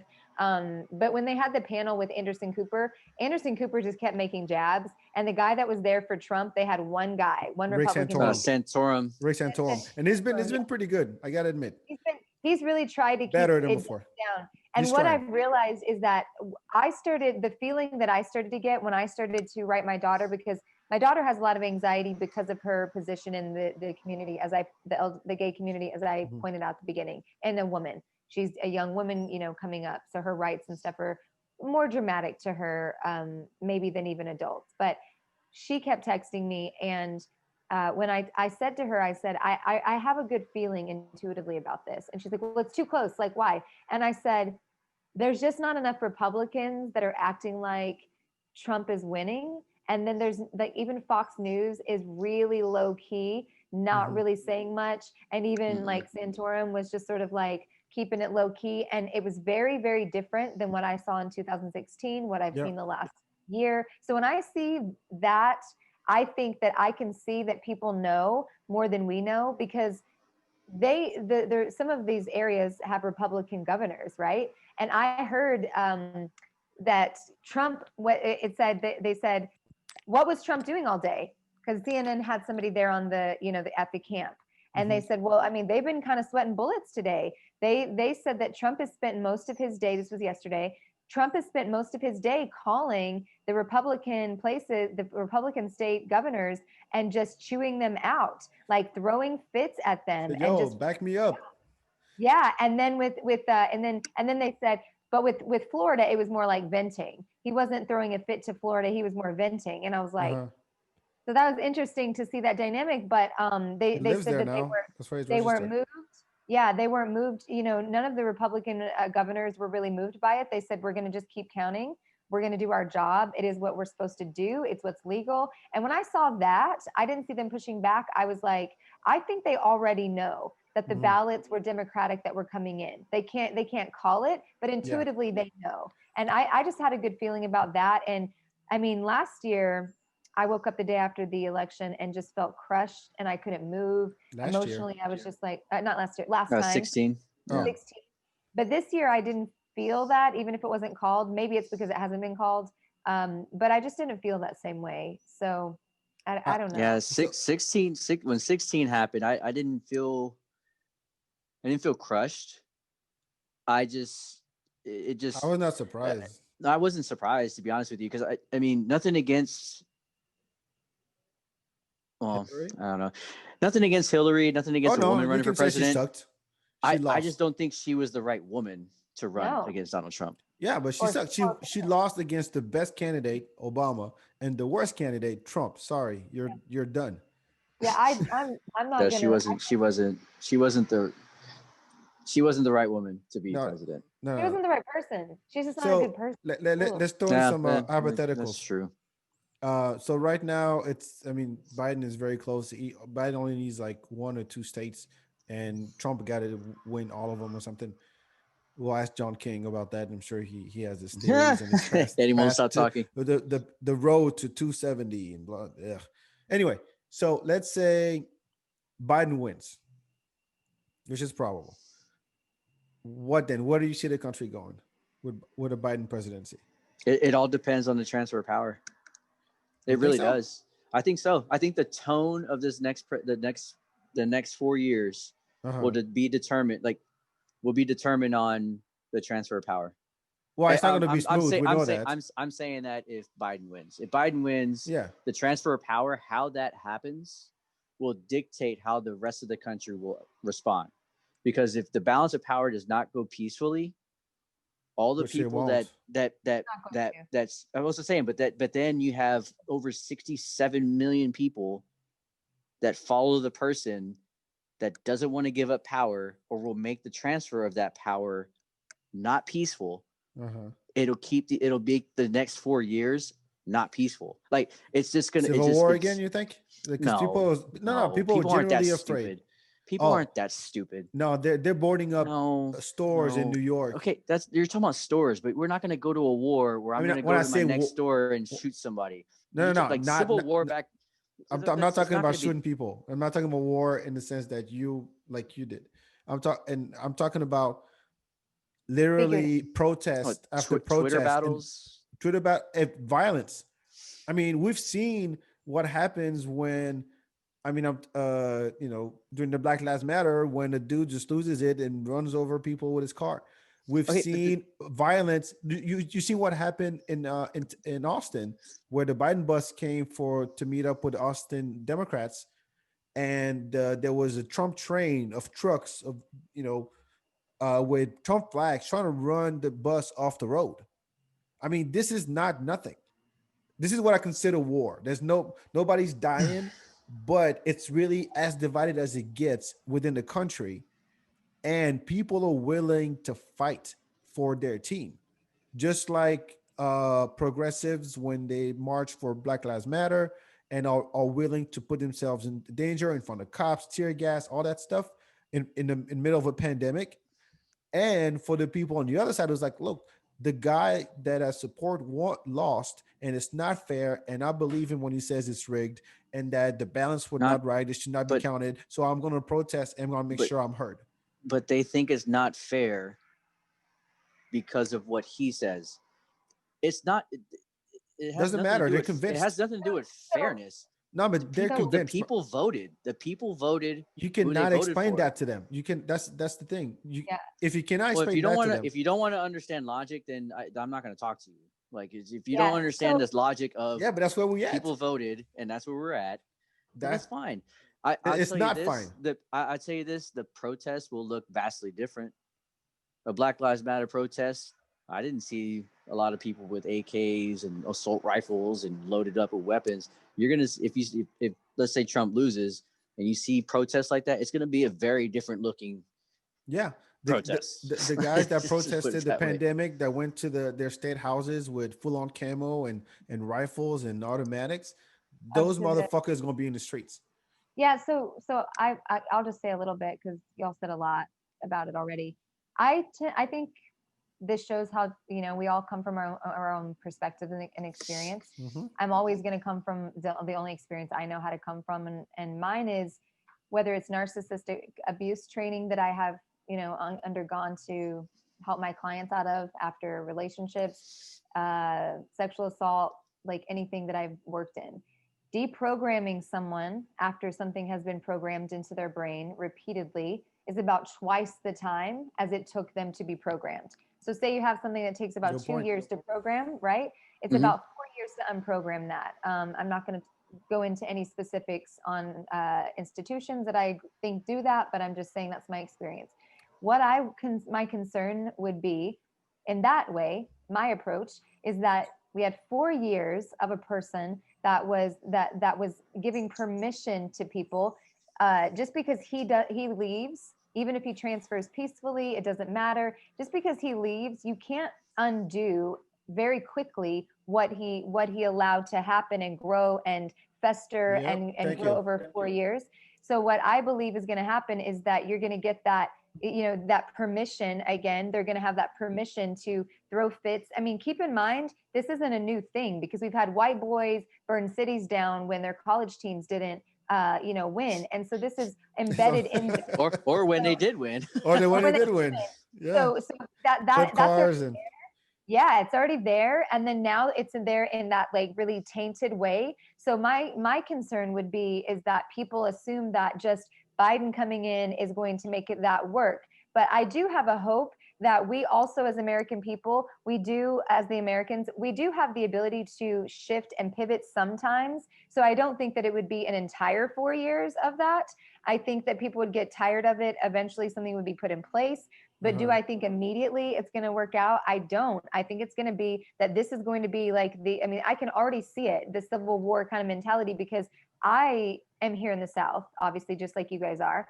But I'm in the South where my family lives in Mississippi and Arkansas. And those people are in massive groups already talking about rebellions and not talking about it like they used to, like on this back road when they got drunk. They're literally putting together these like plans and these manifestos. So I can't call it, but I can tell you that working with my clients and what I've seen, it takes twice as long to unprogram something from somebody that as they've been programmed. And I believe a Yeah. lot of people have been programmed. It's So I we'll see what happens. I think there's gonna be until, well, first of all, the transfer of power is not till January, so we still have 2.5 months. Um, but to your point, that's going to take time. And usually, anytime a president takes over, that first year, there's nothing happening because all the policies from the previous president got to expire or still in effect. Right. So it's not going to take one to fix everything that Trump did, whether it's our international relationships with our allies, or it's the economy or the coronavirus or education and immigration, all those things, and just the tone and the mindset that the country is in right now is going to take more than 4 years to fix that, to your point. Yeah. And And and it, all those points that you were talking about, like education and foreign stuff like that, Trump put people in those positions to handle them that have no experience in those positions. no, they don't. So the damage is done.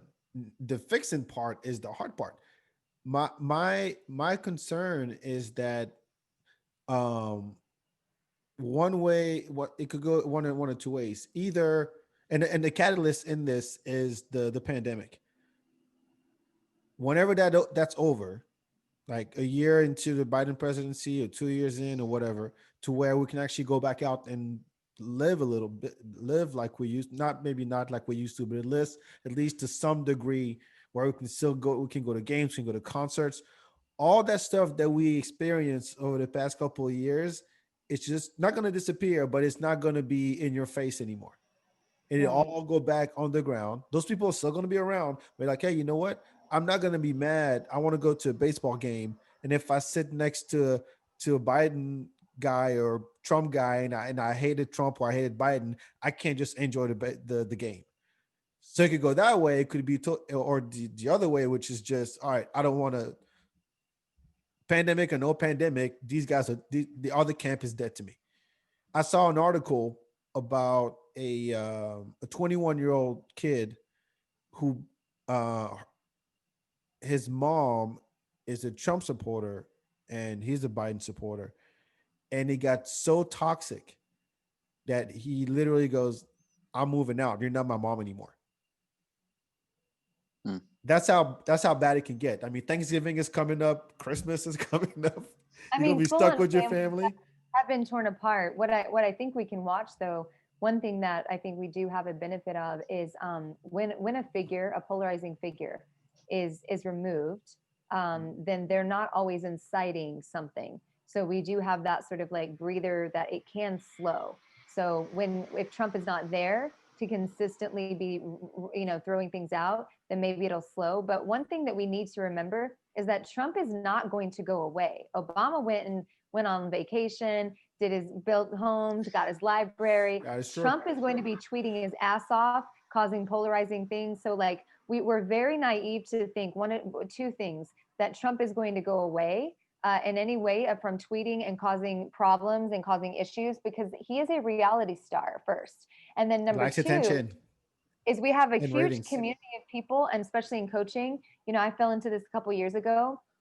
This whole like chill vibes only, positive vibes only. I'm going to pray it all away.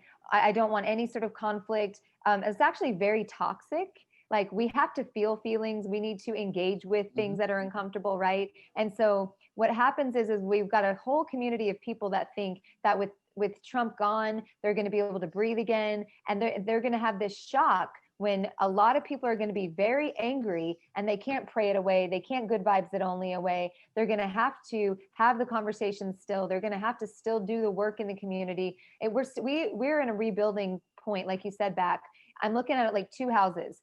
If you go, it's a contest. You guys have to build the most beautiful houses. You've got 6 days to do it. If you're starting with a moldy, termite ridden, water damaged house, and you've got like a beautiful, boned house, your house is going to win. You're going to be able to build that house more beautiful.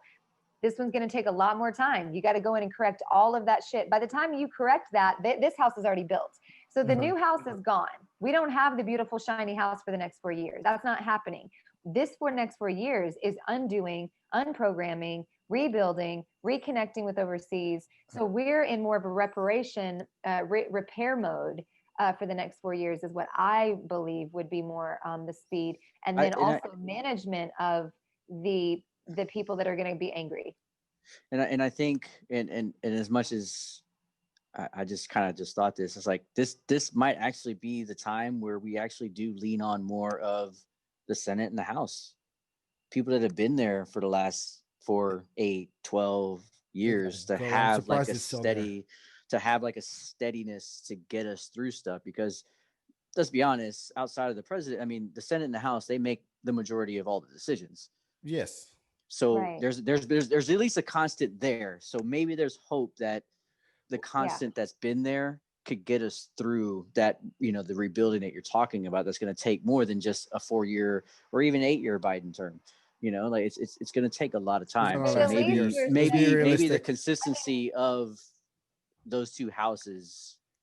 Well, but I also feel that Biden started out on a good note. He started out on a good note. I really appreciated the way that he gave his speeches. That and of course they're good speech writers. Like, but he gave his speech saying, no matter what happens, like we believe that we're going to win, and when we do, we're not going to be a country of red and blue. We're just going to be a country, and even if you didn't vote for me, I'll be your president. I know a lot of people see that as negative, and they're like, oh, everybody politician has to say that, but some people that is endearing to. That does disarm some people. Now the crazies, they're going to come out, they might have their moment, but I do think some people are just kind of going, I'm ready for a fucking break, man. And you know what? If it means that it's somebody that I didn't vote for, I'm tired of fighting. So I'm hoping there'll be a little bit more of those but I know there's. I I'm mean, so I know there's cynical about not. this No, I'm not because saying that there'll be more, sure, but sure, I'm hoping sure. there'll be more than we imagine. You know, to kind of help bridge that gap. Now, I'm a cynical asshole, as I've confirmed on this podcast many times. Um, in this case, I I don't think that we're I don't think we're there. I think it's so. We're where? I wasn't saying we were anywhere. Where are we? Wait, hold on. Trying to get back to my points. Sorry, I was like, I where are I we at? No, no, I no, think no. So you were talking about how people will now want to break from Oh, just a few people. I was just saying, hopefully we'll have a lot, like, a few more people that will just yeah, yeah. be like, So yeah, I want to break. I'll add an asterisk to that, or maybe disagree. Is that and the idea that the Republicans were able to play all these tricks while they're in power and literally say, even when Obama got elected, and say, hey, we're going to make sure that this motherfucker is going to be a one-term president. It didn't turn out that way, but they blocked everything he wanted to do. Okay. It's Right. 10 years they've been trying to repeal Obamacare, and Yeah. with a plan that's never showed up. And for once, after everything they've done, the whole thing of Democrats, they aim low, we aim high. Fuck that shit. It should be, look, we're in charge now. If they're in charge, if they end up with a majority in the Senate, in the House, whatever, but they don't have it in the Supreme Court already. So like, look, now we're in charge and we have some fixing to do. So we're gonna say some shit, and we're gonna run this program. We're gonna run these policies, and if you don't like them, fuck you, because it's our turn now. I hope that sounds too socialist for most people. no, but we don't have to turn it that way. I'm saying, not saying the government's like, I'm not saying the government's taking over. I'm not saying that. What I'm saying is that in the way that it's communicated and how together and how the messaging is consistent. Democrats never had a consistent message. The Republicans get in the room and go, all right, when you go on TV, you got to say this, A, B, C, and D. If you say anything else, you're not going on TV again. The Democrats, that's very true. one guy says That's something, another guy true. says something, and like, oh, no, I'm not sure, blah, blah, blah, blah, blah. And then Pelosi start yapping, what the fuck she's saying. And it's like, no, this is your chance. We've had 4 years of some bullshit. This is your chance to fix it. If you're going to fix it, don't try to do the whole, we're going to reach across the aisle and we're going to work with our colleagues across. No. Yeah. Be assholes about it, just like they were, and try it out. Go all out. Stop with. I don't buy into the whole reach across the aisle BS. If you would reach across the aisle, then don't run as either party. Right. Yeah, but they have to. If your message and what you want to do to help this country is good enough, you don't need a party. If you say you want to reach across the aisle, get rid of the aisle. Run as you. Like, just run. But it's become a talking point. It doesn't mean anything, because the Democrats the Republicans will do whatever. Empty words. Exactly. So to clarify what I meant when I was talking, I get what you're saying now. I was like, where are we? I didn't mean in the Senate or in that way. What I was talking about was like more on a personal human level. Was like, I feel at first it'll be very polarizing and people will be coming out of the woodwork to kind of fight and argue. But I think one thing that we saw with the polls was that Biden was able to garner quite a bit of white suburban votes from women. And when you interviewed them for the first time, they went against Trump. They were just like, I'm tired of this shit show. I don't want my kids to see this. I don't like Biden. I don't like Trump, but I would rather a country that's just more chill right now, because I don't want my kids to see this. I kept seeing this a lot in the mom groups. So that's what I meant by, is like, maybe we'll just in as far as personal connections and online, maybe we'll get some people that'll chill the fuck out and be like, I just want to breathe here because I don't want to keep arguing on Facebook. I mean, it's drained me this last 5 years. I totally agree, and we've talked about this many times on the show. It's I don't think that is the majority, and if that is, they're not the loudest. And remember, we live in a society where the loudest are the ones you will listen to. So even if Trump goes away, which we know he won't, right? Because he likes the attention. Well, we don't talk about depends Obama. on the fallout if he's. No, that's what I was saying. No. To your point, Kim. That Trump's not going away for sure. Yeah. So Bush, when we don't hear about Bush unless there's something official and he has a new painting out. You know, Right. Obama just shows up every once in a while just to support. Carter, Clinton, you barely hear about him anyway. Bush is giving Michelle Obama candy. You know, Yeah, they're in a that's world. it. But Yeah. Trump is still going to be in your face. He going to Yep. come up with the kind of following that he has been able to build. He'll be welcome in all these states and all these cities.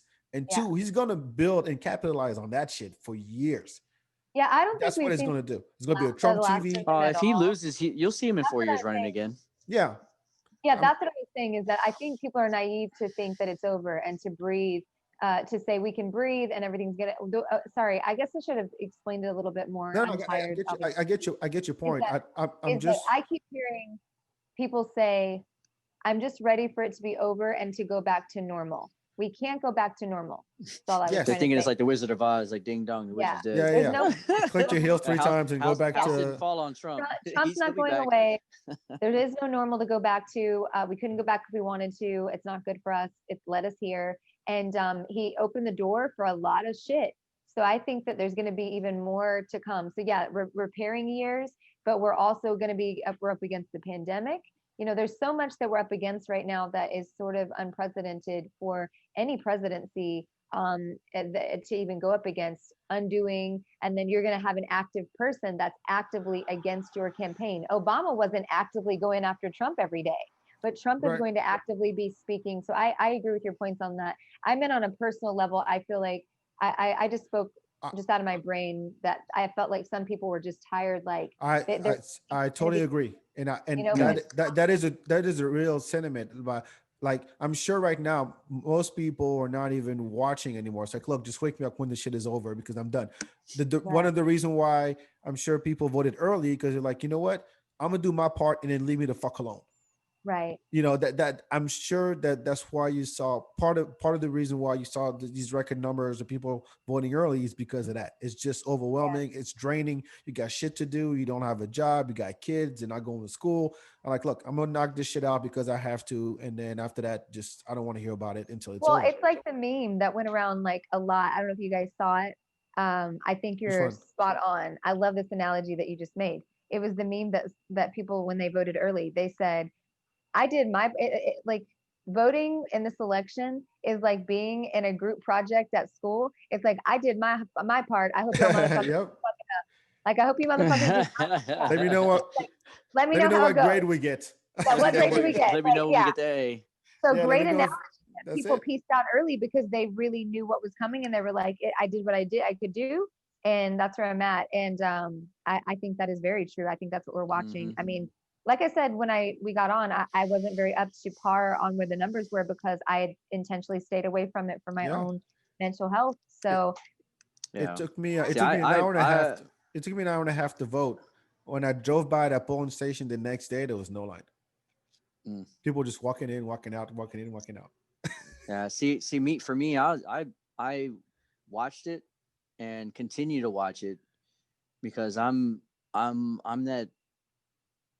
I don't even want to call it FOMO, but I want to see history. Like the Lakers won the championship. I sure as shit watched that. I'm not a Lakers fan, but I want to see that. I want to see I when was stuff there. happens. You know, You don't tell I your want to kids. see when history happens. You know, like I was there, like when the son. Dodgers won a World Series. I watched that. You know, like even if my team is not even involved, if something big is happening, like I want to see it because like to this day, I remember being what 11, 12 years old, watching the news and Peter Jennings talking about Princess Diana passing away in a car accident. Yeah, I yeah. remember watching the Berlin Wall falling. Like I remember, Yes. I remember those things because those are like iconic things that just happened. And ever since I was a kid, like I wanted to see those things. Let me ask Whether you I this. understood what was happening or not, I still wanted to watch it because once I did understand it, then I understand the weight and the gravity of it. So That's if it insane, was, though. if I mean, because we've talked about this, like actually you shared it with us. You're like, you know, this whole thing is draining, you know, from COVID to the systemic racism, and this basically 2020 has been draining for every fucking body, right? And so if at the end of the day, let's say I was in my car, you know, driving a HEB or just running errands or whatever, and I saw an alert on my phone saying Biden is president. It just shows up on my phone while I'm driving. I'm like, all right, cool, and then keep going about my business. Yeah, see me, I would be totally fine yeah, because I would this is probably get goosebumps. Wait, what did you say? If you heard what? Sorry, my phone like beeped and I couldn't hear. who, What did me you say? or Alex? You. No, back. No, I said if I just saw that as an alert on my phone, like What was the alert? I would be fine. What was the alert? I didn't hear that part. Like Joe Biden is now 46th president. Like I don't Okay. need to see the announcement on TV or the number go up and then the big woo-ha and then be like, oh Right. yes, I was there when Biden was elected. If it's just an Gotcha. alert on my phone, after everything that I've gone through this year, I'm cool with that. I see. And I then think I'm you'll like find out Alex. eventually. I have a little more nostalgia. Like I'm like, you'll find this funny, Alex. Like I'm not a Cowboys fan, but like in the 90s when they were just so on their game, every Super Bowl, like I didn't like them, but I didn't really have a team. I became a Seahawks fan in like 2000. And so I didn't have a team in the 90s, right? But the Cowboys, like just the way that they fought and the way that they played was so inspiring to me at that time that I liked watching. Even if I didn't like the team, there was something inspiring about being there to watch those moments in history. So Mhm. I'm a little bit more nostalgic like you. I wanted to bring up one last thing. Bobby intrigues me. He said something, and I didn't know what he meant. Stop focusing on the beauty and focus on the structure. Was that about politics? You think, like the political That was parties? I'm not sure, but Okay. to read another comment. So Sinjin said that I think that Biden shouldn't have a reach across the aisle govern from the middle speech. He does because he's still running. Once he's done, he can fucking do whatever he thinks is right for the country. Just like Trump thought that what he was doing was right for the country. You know, make The, America great again and America first. yeah, But to explain, St. John was in the shower when you talked about that. oh, that's why. Get that out. Yeah. I forget. You can attest to the I'm comment. curious. I don't have my phone on here, so I can look at the chat. I kind of want to dig into the don't focus on the beauty, focus on the structure. Like that struck a chord with me. I feel like there's a foundational aspect to that. Like there's something that's got to be, because beauty is only skin deep. I've Yeah, heard that saying, stuff like that. So I was it you said Bobby was the yeah, one who Bobby said that? Prince. Yeah. So He said, I don't yeah, know. it's already like that though. Let's stop focusing on the beauty and focus on the structure.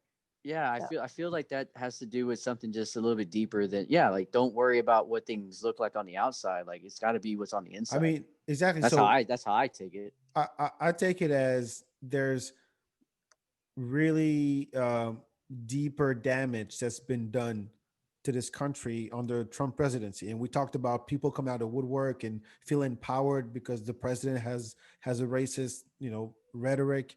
We talk about how everything that's happened over just this year, how the pandemic was handled and our relationship with our allies, like everything that's been damaged by Trump needs to be rebuilt. Something as simple as the reason why Trump can get away with the stuff that with stuff he's been doing, like putting his family has security clearance, and they hold no position in the White House staff, right? Jared Kushner, you don't know what the fuck he does, and Ivanka gets to go an to advisor, Ivanka gets to go to all these meetings with like top leaders, and right? so, but here's the thing: before, th- nobody could have envisioned this could happen, so it was never really written down anywhere. It's like, look, you can't bring your family along if you're president. You can't just you can't have uh, spread falsehoods on social media, because we didn't have social media before, not as powerful as it is now. So I think to Bobby's point, when he said that we have to focus on the structure, it's like these foundational Mm-hmm. ideas need to be rethought, just because we just had a Trump and nobody thought we would ever have a Trump. And so it just needs to be reviewed from the ground up, and that will take more than one term to fix. Well, And yes, it'll be and it's shitty not and people even will be mad at just. each other, but somebody Well, will be and we like, don't look, even guys, know that we don't even know that we'll keep past the first term.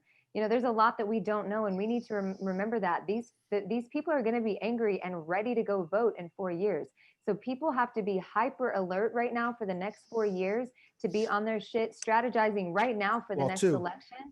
Like midterms. that's important. Yeah, midterms, right? And the other thing, like, so quick fire, just random ass question. I saw this all over the Reddit threads that there was a leak that Trump was priming either one of his sons or Ivanka to run for president. Oh, Ivanka. Eric's not doing Ivanka, shit. yeah, but Ivanka and so he did some internal polling and it was pretty high. So I was like, I mean, we have not seen the last of this family, and I think we really need to not get so complacent, because we just go, oh, it's finally over. It's not. We'll see the fallout. I'm curious to see, if or when Biden wins presidency, and Trump doesn't have that cloak of presidency to protect him from all the stuff that's waiting for him. Because there's a lot of legal stuff out there that hasn't been mentioned, hasn't been talked about, Right.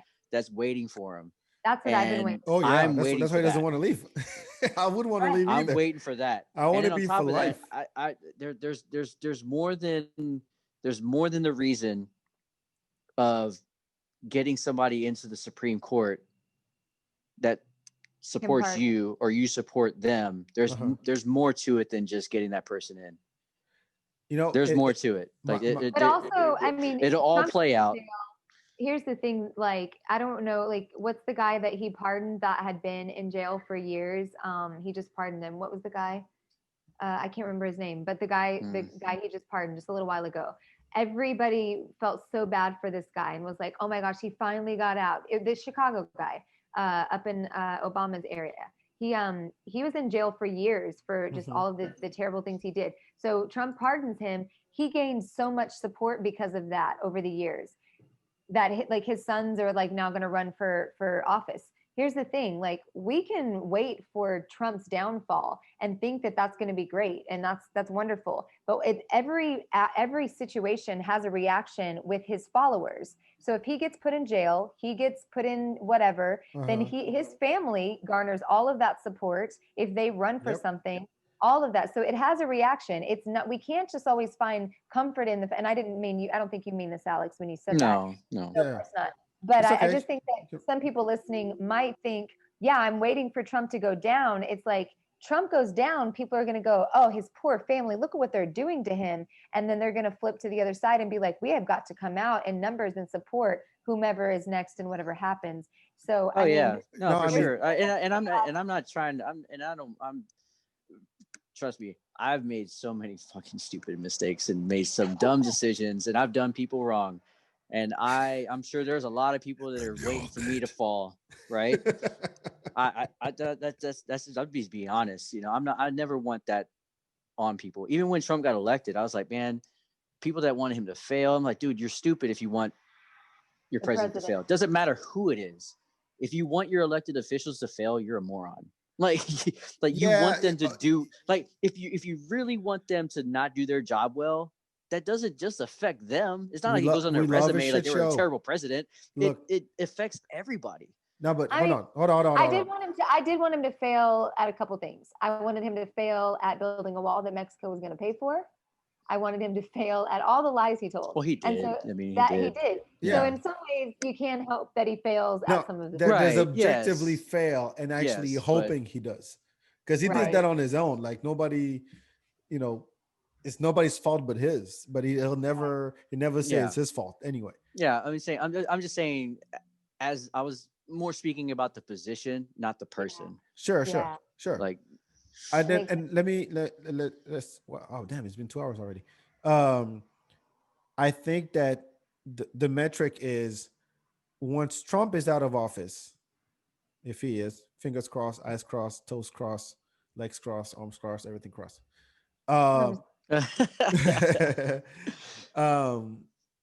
If Trump is defeated and Biden is now president, but yet Trump still figures out a way, or well, figures out a way to get the attention that he's had while he was president. In other words, he's just citizen Trump now. He can go back to his businesses and everything, but yet people still talk about him. And when he's just a regular guy now, that's that's when you'll know, okay, he's still relevant. People still listen to what he says, and the man can hold the grudge. To Sinjin's point, the man can hold a grudge. Obama dissed him The correspondence the dinner. correspondence dinner and said, "At That was least so you'll good. never be president." And he goes, "Oh, really, motherfucker? Look at me now." You'll have to So, hand me the. hmm? He said you'll have to. He said he told the guy that wrote his autobiography. He said to everybody in the room after that. He said, "I will make him hand me the keys to the White House." Yeah, and And then it boom, happened. it happened. The guy wins. That's what he does. And so, I mean, we'll see. We'll see. But it looks like Biden will be taking this one. I really hope they get this shit together. I hope that their balls drop and they start playing this like pussyfooting. Just ugh, it's annoying. Just look, go, hey, we have a plan. We're gonna do this, like it or not. You know, the whole all of Trump's been talking about is the every he's talking shit about Democrat run cities and states and the liberals and Antifa and basically everybody else. Not my camp. My camp is cool because they love me, but everybody else is the enemy. The press is the enemy, and that's here to stay. I really Yeah. think that's what's scary to me. This is very And I scary know to me. we probably have to wrap because it's been a long time, but I just wanted to make this last comment. Mhm. You know, we talked so much about Biden, but Kamala is a big part of this picture. And I'm actually, you know, I wasn't a fan You're of not hers. a As someone, fan. I When don't she know a was lot. nominated, we had a show here. Yeah, and I'm not, Mm-mm. and like I'm not, you know, I'm not a fan. Like I didn't vote for her as a fan. So Sure. I mean, in this situation now, I'm really, you know, I like to get excited about what can come from a person. Can they step up? What are they going to bring to the table? What's life going to look like? What's you know what's it going to look like with her position and what's she going to do? So I know we talked a lot about Biden because it is the presidency, but I'm really interested to see the role she plays in that because in the past we've had vice presidents that have sort of just Mm-hmm. stayed in the background, and we've had some You vice know what the presidents. fuck Pence did? What did Cheney Pence do? kind of came to the front, and No, then Cheney. Cheney Yeah, ran I some mean, shit. they made a movie about the guy. I mean, Yeah, what other, Cheney Cheney was what ran like other some movie? shit. Bush What didn't do other anything. movie out there he is was about vice basically president. presidents? I mean, like Like, Hillary was basically president when Bill was president. So I mean, you never know what the behind the scenes is. And Joe has already made comments like, you know, I feel comfortable that if anything happened, I could hand it over to Kamala. She'd be ready within the first couple of months or a year. yeah. So Yeah. I know that she's going to have a lot of input and she's going to have a lot of Hey, like, I hope she like I hope she brings uh the the enthusiasm and well the youth for sure. yeah. And the energy that Joe doesn't have. And we talked about it before. This is why she was probably brought on board. Like, look, we're gonna get a woman, we got half black, which is great. And she has an attitude and she was a prosecutor. She's literally the I anti-me. literally thought you said prostitute. I was like, wait, did I miss what? Prosecutor. Yeah, She no, was a you. prostitute, hey, Oh my prosecuted if god. prostitutes. if anybody should have been appointed as a Supreme Court justice, it should have been Kamala Harris versus the person that did get appointed. Yeah, yeah. At She least, never tried anything in court. she never tried anything. She did stuff in school. Like, Yeah, anyway, we're not gonna dive into that's a rabbit hole I don't want to get into. yeah. But So anyway. Yeah, let's hope she balances things out. That's all I'm saying. She advises him.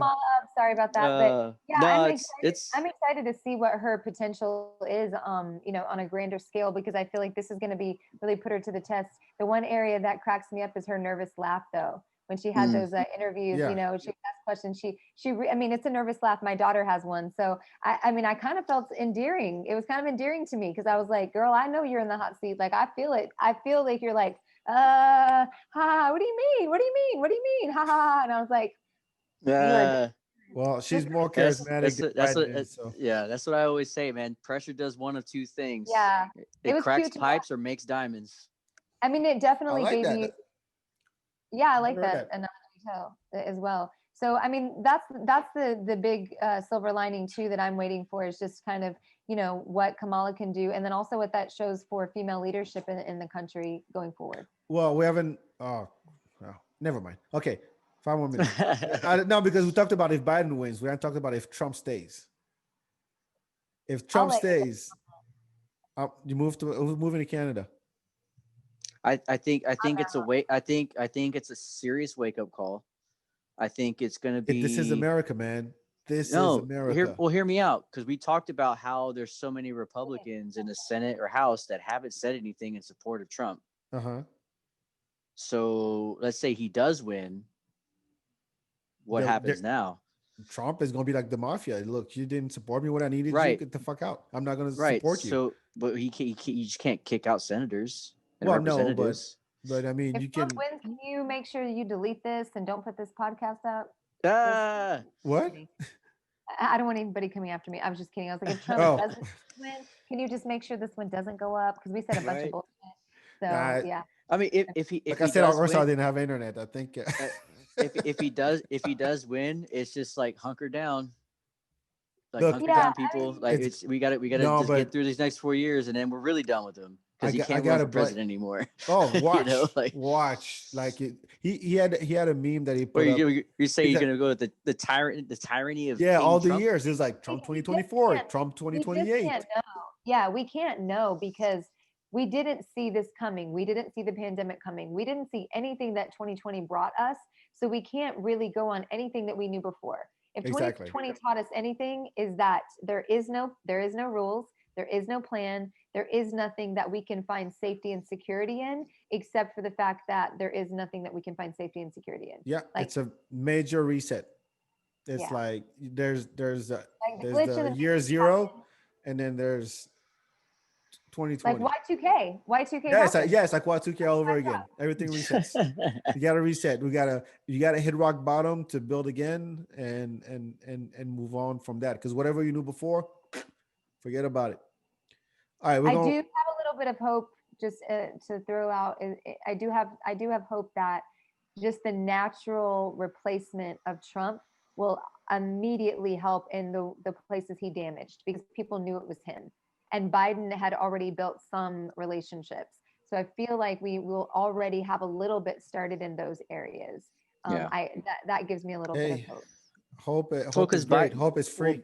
Well, Biden's been there before. Yeah. So, I mean, he's been there before. So he knows what to expect from a previous presidency that now that we look back, it was a lot better than this most recent one. Like, I never thought in my wildest dreams that I would have said that George W. Bush was actually a good president in comparison to this most recent Republican president. Man, everybody used to clown his ass, and now you're like, oh shit! I was one of those people. I had a NoFX shirt that said "War on Terrorism," and it had George W. Bush's face as a clown face. Like every time he said Iraqi, I couldn't. No, he said he said nuclear and not nuclear. That's why he said weapons of mass destruction, because he couldn't say nuclear. Yeah, nuclear. All right. Do you guys have your dope shit to share so we can wrap things up? You know what? I do actually. There's this podcast that I came across. It's from this historian. His name's John Meacham. Pulitzer Prize winning historian. He has a couple podcasts that I just started listening to. John One is yes, no H, I believe. Okay. John Meacham. He has this podcast. He has two podcasts I'm listening to. One is called It Was Said. It's a podcast where he takes these speeches that are, world renowned, like the I Have a Dream speech, and he basically breaks it down, like how it affected the community and stuff like that. But then his other one is called Hope Through History, and he takes things that happened in the past, like the polio pandemic, the Spanish flu, the Depression, and he analyzes how our country got through those things and how the hope of how we got through those past things in our country, how we could use that hope and knowledge to get through current crises, or even future ones. So learning to get through current crisis from our history that we got through. So it's really cool little podcast that I came across. Oh yeah, he comes on Bill Maher a lot. This guy. Yeah. Nice. Sweet. But yeah, hope through history is the one that I just started listening to. It's really cool because I mean you can learn everything from history. and how you could take hope from certain things that were terrible, and how did we get through it? How do we get through a pandemic in the early 1900s with nowhere near the technology we have today? Uh-huh. So we could do it. It's just a matter of wanting to. So this is the podcast Hope Through History, Hope through history. Yep. available everywhere. You just in the podcast. John Mitchum, JonMeacham. John Mitchum. Yeah, it's cool guy. All right, Kim, what do you got? So, at this big, huge movement that's gone on, Save the Children and the sex trafficking, half and half. I've seen a lot of performance activism and a lot of like actual tools that have been given. One of the things I think people can educate themselves on is the mindset, not so much on sex trafficking. There's a lot of people that are just trying to put a bunch of information out on sex trafficking. We can share that. That's very easy. But I found, we watched 2 documentaries on this cult leader dude, Keith, from the Which guy? NXIVM group. Oh, yes, Keith something. Yeah, I can't remember his last name, but he's in. There's 2 documentaries. One's called Seduced. It's out on Stars now, and then HBO has The Vow. Watch both of them because they're very, very intriguing. The Vow has a lot more of the people that were directly around Keith, and like even men that were, seduced by him mentally. And then The Vow speaks more, or the Seduced comes more from the supermodel's daughter that was drug into this.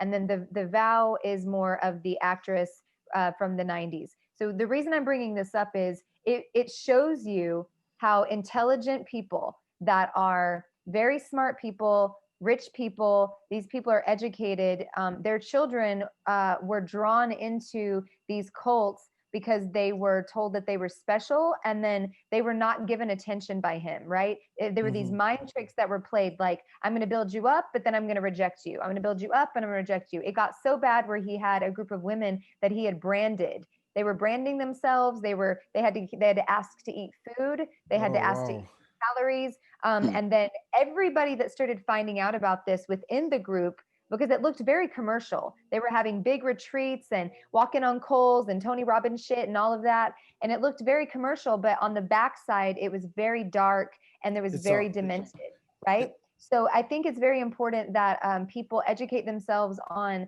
how young women and even men mentally and psychologically, even educated people. Right now, this Save the Children thing is very focused on low income housing areas or places that people feel are uneducated. But if you look at the numbers, a lot of educated white suburbia girls are falling for these sex trafficking rings and all of this stuff too, these cults. So I found both of them to be, people are like, which one's better? I found both of them to be, informational and educational. So that's what I figure. If you want to get away from political, if you want to get away from anything that's kind of like, like that you've been dealing with, and you want something new, as far as something that you want to focus on and kind of educate yourself on, especially if you have kids. None of these moms saw this coming. So I think that's something that I think you could educate yourself on. And Stars has a free trial right now. HBO, I think, has a free trial as well. Yeah. Man, that was a good commercial. Sure, that's PCA. Yeah, that was I'm good. definitely gonna check those out. Yeah, I love I watched Wild Wild Country, which is about the cult in Oregon in the 80s. That was great. So definitely gonna. I saw that Keith Rainier got like sentenced to like life, pretty much life, like 26 consecutive sentences or something like that. And so I'm like, yeah, I'm gonna look into that next system. I wasn't aware of it. But anyway, my dope shit of the week is a little on a lighter note. So the new Busta Rhymes album dropped this week, and Busta Rhymes came out with one too. So Extension Level Event 2. What? And it's been dropping like videos on YouTube, full on music videos and lyrics videos. There's a song with Kendrick Lamar on there that is so dope. Kendrick's verse is so good. It's called "Look Over Your Shoulder," and it samples like young Michael Jackson. Wow. But there's a Mary J. Blige track. There's a Mariah Carey. There's an Eminem. Chris Rock is all over the album. Where have I been? And why are you not here? It's on Spotify, ELE too. The videos. There's one video that I was so proud of. The one called Tsar. It's with Lil Zane, Billy Dance for no, Billy Dance and what's the other guy? The short guy. Fuck from MOP. And no, and at the beginning of the video, so Busta is dressed up like a messiah type shit. Let's not show it so we don't get cut off. And he walks out of the water and is greeted by these soldiers, like kind of African type soldier. And then the first guy who talks, he goes, "Gaindeni parenen reyup," which is Wolof from Senegal. And it means the lions are ready to kill everything. And Busta Rhymes responds, Jerejef, which means thank you. And when I saw that, I was like, oh shit, we're in a Busta Rhymes video. I feel like you need to do reaction videos. Also, I feel a little let down that like this was not in the chat. After Hip Hop Bingo, like how could you not help some friends out? The Hip Hop Bingo is next week. Well, Thursday. So I mean, I was just saying, like, you could have let us know, like, maybe some of us that were under a rock, because like that would have helped my whole week out. Oh, listen, no, look, it is all week. It is dope. There, like I said, Chris Rock, there's ODB's on it, but he's just doing like hooks. Yeah, it's like the Brooklyn Zoo sample. But yeah, there's a lot of like, he has a track with Rakim. So this is like there's 20 something tracks on this album. Who produced this? Yeah. I don't know. Does it find out who produced it? No, I find out. So 2020 put out some fire music, I will say. Well, Common came out with a new album too. I didn't see that either. That's why I was shaking my head to that. Producers: Jay Dilla, Busta Rhymes, Knots, Premier, Scratch, High Tech, Innocent Pack, Ninth Wonder. Rock Wilder, this is Swiss Beats. This is pretty. This is good. All-star cast right there. There's a Rick Ross. There's a Rhapsody.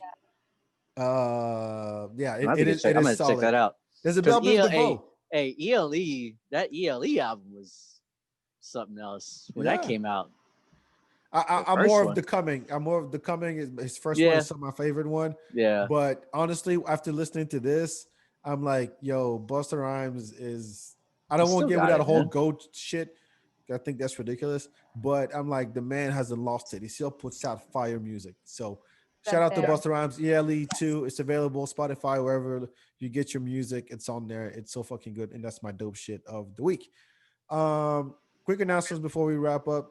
So yes, Hip Hop Bingo returns. I'm not gonna like. Actually, I know what I'm saying now because it's limited tickets, and we're gonna send this out to our mailing list. So if you want to be, in our mailing list for Hip Hop Bingo, you can go to the feedback.com. Damn it, I should have been ready for that. I don't even know. Anyway, I'll put it out one time so you can sign up on the mailing list. We're sending out to everybody who's going to Hip Hop Bingo. So we're taking Hip Hop Bingo online. So it's going to be dope. Other than that, if you love the show, do me a favor, go and leave a review on iTunes or, follow it on Spotify, follow the feedback everywhere on the social medias. And this is the last live show we're doing. So I want to thank everybody who's tuning in live. From now on, we're just going to record offline and then put it out every Monday. So thank you everybody who participated in the chat. Thank you for the comments. Shout out to everybody out there who is still stressed out about this. By the time you listen to this, we'll have a president. There's no way it can take that long to figure out who the fuck won. And Nevada got to get this shit together. All right, get out of your. We'll see. Get out of the desert. Just get your ass out and count. All right, Alex. Thank you so much as always. A pleasure. Thanks for having me, Kim. Always a pleasure. Thank you so much. Thank you, Kim. And we'll have links to them. They've been on the show before, so you know them. You love them. And we'll talk to you next time. Ciao, ciao. Or you love to hate them, one of the two. Yeah, one of the two. We're haters at the end of the day anyway. And Alex, I'll see you in fantasy football. All right. Ciao. Yeah. Bye.